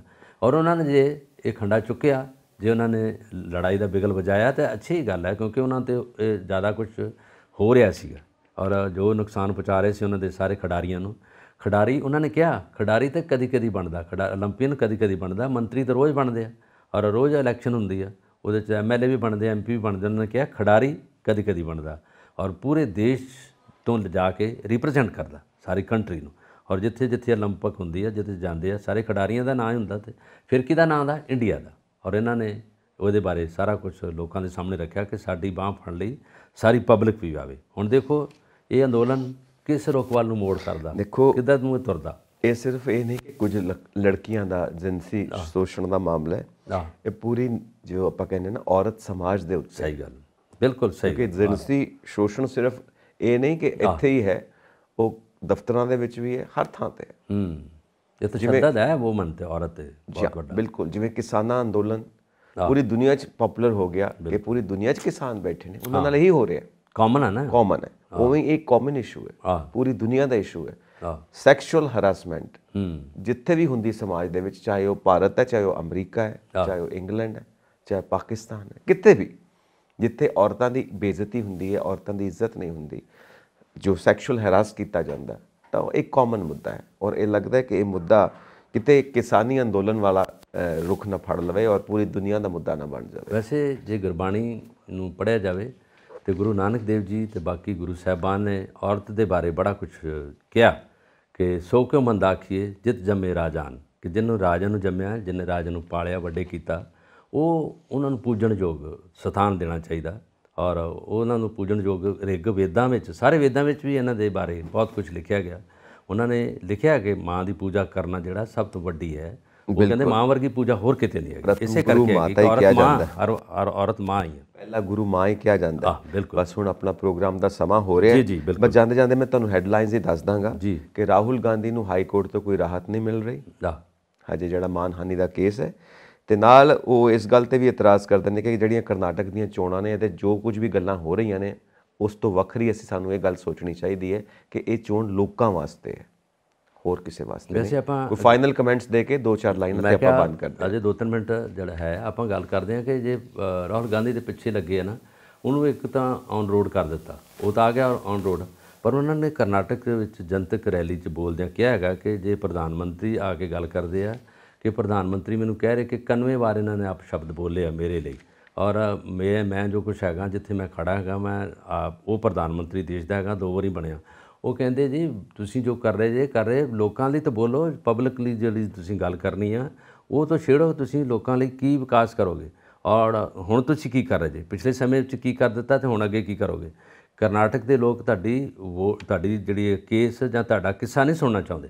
ਲੋਕ ਚਾਹੁੰਦੇ ਆ ਕਿ ਤੁਸੀਂ ਕੀ ਕਰ ਦਿੱਤਾ ਤਾਂ ਅੱਗੇ ਕੀ ਕਰਨਾ ਚਾਹੋਗੇ। ਉਹ ਕਹਿੰਦਾ ਅਸੀਂ ਜਦੋਂ ਭਾਰਤ ਜੋੜੋ ਯਾਤਰਾ ਦੇ ਵਿੱਚ ਗਏ ਹਾਂ ਤਾਂ ਮੈਂ ਲੋਕਾਂ ਨਾਲ ਗੱਲਾਂ ਇਹੋ ਕੀਤੀਆਂ ਕਿ ਤੁਸੀਂ ਕੀ ਚਾਹੁੰਦੇ ਜੇ, ਕਿਤੇ ਕਿਤੇ ਗਰੀਬੀ ਹੈ, ਕਿਤੇ ਕਿਤੇ ਲੋਕ ਹੈ, ਕੀ ਕੁਛ ਅਸੀਂ ਕਰ ਸਕਦੇ ਹਾਂ। ਮੈਂ ਇਹ ਨਹੀਂ ਕਿਹਾ ਕਿ ਮੈਂ 100% ਤੁਹਾਡੇ ਨਾਲ ਸਾਰਿਆਂ ਨਾਲ ਜੁੜੂੰਗਾ। ਮੈਂ ਤਾਂ ਉਸ ਹਿਸਾਬ ਨਾਲ ਜੁੜੂੰ ਜਿੰਨਾ ਸਾਡਾ ਖਜ਼ਾਨਾ ਅਲਾਓ ਕਰੂਗਾ, ਮੈਂ ਵੱਧ ਤੋਂ ਵੱਧ ਤੁਹਾਨੂੰ ਦਊਂਗਾ, ਬੇਰੁਜ਼ਗਾਰੀ ਦੂਰ ਕਰੂੰਗਾ, ਜੋ ਕੁਛ ਲੀਡਰ ਕਹਿੰਦੇ ਆ। ਪਰ ਇਹ ਕਹਿੰਦੇ, ਇਹਨਾਂ ਨੇ ਬੋਲਿਆ ਹੀ ਉਹ ਕੁਛ ਹੈਗਾ ਕਿ ਜੋ ਲੋਕਾਂ ਦੀ ਪਾਚਨ ਸ਼ਕਤੀ ਤੋਂ ਬਾਹਰ ਦੀ ਗੱਲ ਆ, ਲੋਕ ਉਹਨੂੰ ਟੋਲਰੇਟ ਨਹੀਂ ਕਰ ਰਹੇ ਕਿ ਪ੍ਰਧਾਨ ਮੰਤਰੀ ਜੀ ਆਪਣੇ ਕਿਸੇ ਗਾ ਰਹੇ ਆ, ਸਾਡੀ ਤੇ ਗੱਲ ਨਹੀਂ ਕਰਦੇ। ਇਹ ਹੁਣ ਹੋ ਸਕਦਾ ਪਬਲਿਕ ਨੂੰ ਜੋ ਸੰਬੋਧਨ ਦਿੰਦੇ ਨੇ, ਵੈਸੇ ਆਪਾਂ ਕਿ ਮੀਡੀਆ ਦੀ ਗੱਲ ਕੀਤੀ, media 1 to all door to door ਸਾਰਿਆਂ ਤੱਕ ਆਪਣਾ ਮੈਸੇਜ ਪਹੁੰਚਾ ਦਿੰਦਾ ਔਰ ਉਹਦੇ ਰਾਹੀਂ ਸਾਰੀਆਂ ਗੱਲਾਂ ਪਹੁੰਚ ਜਾਂਦੀਆਂ। ਔਰ ਆਹ ਹੁਣ ਇਹਨਾਂ ਨੂੰ ਰਾਹਤ ਤਾਂ ਨਹੀਂ ਮਿਲੀ, ਰਾਹੁਲ ਗਾਂਧੀ ਨੂੰ ਇਸ ਕਰਕੇ ਨਹੀਂ ਮਿਲੀ ਜਿਸ ਤਰ੍ਹਾਂ ਤੁਸੀਂ ਅੱਗੇ ਗੱਲ ਕੀਤੀ ਹੈ ਕਰ ਰਹੇ ਜੇ ਕਿ ਜਿਹੜੇ ਜੱਜ ਨੇ, ਵਕੀਲ ਨੇ, ਉਹ ਤਾਂ ਉਹਨਾਂ ਦੀ ਨੌਕਰੀ ਕਰ ਰਹੇ, ਉਹਨਾਂ ਨੇ ਤਾਂ ਆਪਣੇ ਤਰੀਕੇ ਨਾਲ ਚੱਲਣਾ ਹੈਗਾ। ਔਰ ਸੈਸ਼ਨ ਕੋਰਟ ਤੋਂ ਤਾਂ ਇਹਨਾਂ ਨੂੰ ਨਹੀਂ, ਉਦੋਂ ਤੱਕ ਕੈਂਸਲ ਹੋ ਗਿਆ ਸੀ ਇਹਨਾਂ ਦੀ ਜਾਚਕਾ। ਉਦੋਂ ਬਾਅਦ ਇਹ ਹਾਈ ਕੋਰਟ 'ਚ ਗਏ, ਹਾਈ ਕੋਰਟ 'ਚ ਵੀ ਉਹੀ ਜਵਾਬ ਮਿਲਿਆ।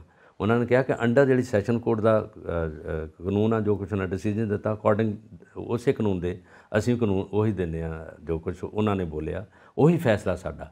ਔਰ ਇਹ ਗੱਲਾਂ ਜਿਹੜੀਆਂ ਲੋਕਾਂ ਤੱਕ ਵੀ ਪਹੁੰਚ ਗਈਆਂ, ਲੋਕਾਂ ਨੂੰ ਵੀ ਪਤਾ ਲੱਗਾ ਕਿ ਅੱਗੇ ਵੀ ਉਹਨਾਂ ਨੂੰ ਘਰ 'ਚੋਂ ਬਾਹਰ ਕੱਢਤਾ, ਉਦੋਂ ਬਾਅਦ MP ਵੀ ਨਹੀਂ ਰਹੇ ਹੁਣ, ਅਤੇ ਜਿਹੜੀ ਬਾਕੀ ਰਹੀ ਜੁਡੀਸ਼ਰੀ ਵੀ ਉਹਨਾਂ ਦੀ ਬਾਂਹ ਨਹੀਂ ਫੜਦੀ। ਜੁਡੀਸ਼ਰੀ ਲੋਕ ਅਦਾਲਤ ਜਿਹੜੀ ਆ ਉਹ ਵੀ ਨਹੀਂ ਉਹਨਾਂ ਦਾ ਕੋਈ ਗੱਲ ਸੁਣ ਰਹੀ। ਔਰ ਇਹ ਸਾਰੀਆਂ ਚੋਣਾਂ ਭਾਵੇਂ ਕਰਨਾਟਕ ਦੀਆਂ ਨੇ, ਭਾਵੇਂ ਦੂਜੇ ਸੂਬਿਆਂ 'ਚ ਵੀ ਹੋਣੀਆਂ ਨੇ, ਇਹ ਸਾਰੀਆਂ 2024 ਦੀਆਂ ਇਲੈਕਸ਼ਨਸ ਜਿਹੜੀਆਂ ਲੋਕ ਸਭਾ ਦੀਆਂ ਹੋਣੀਆਂ, ਉਹਦਾ ਮੁੱਢ ਵੱਜਦਾ ਪਿਆ।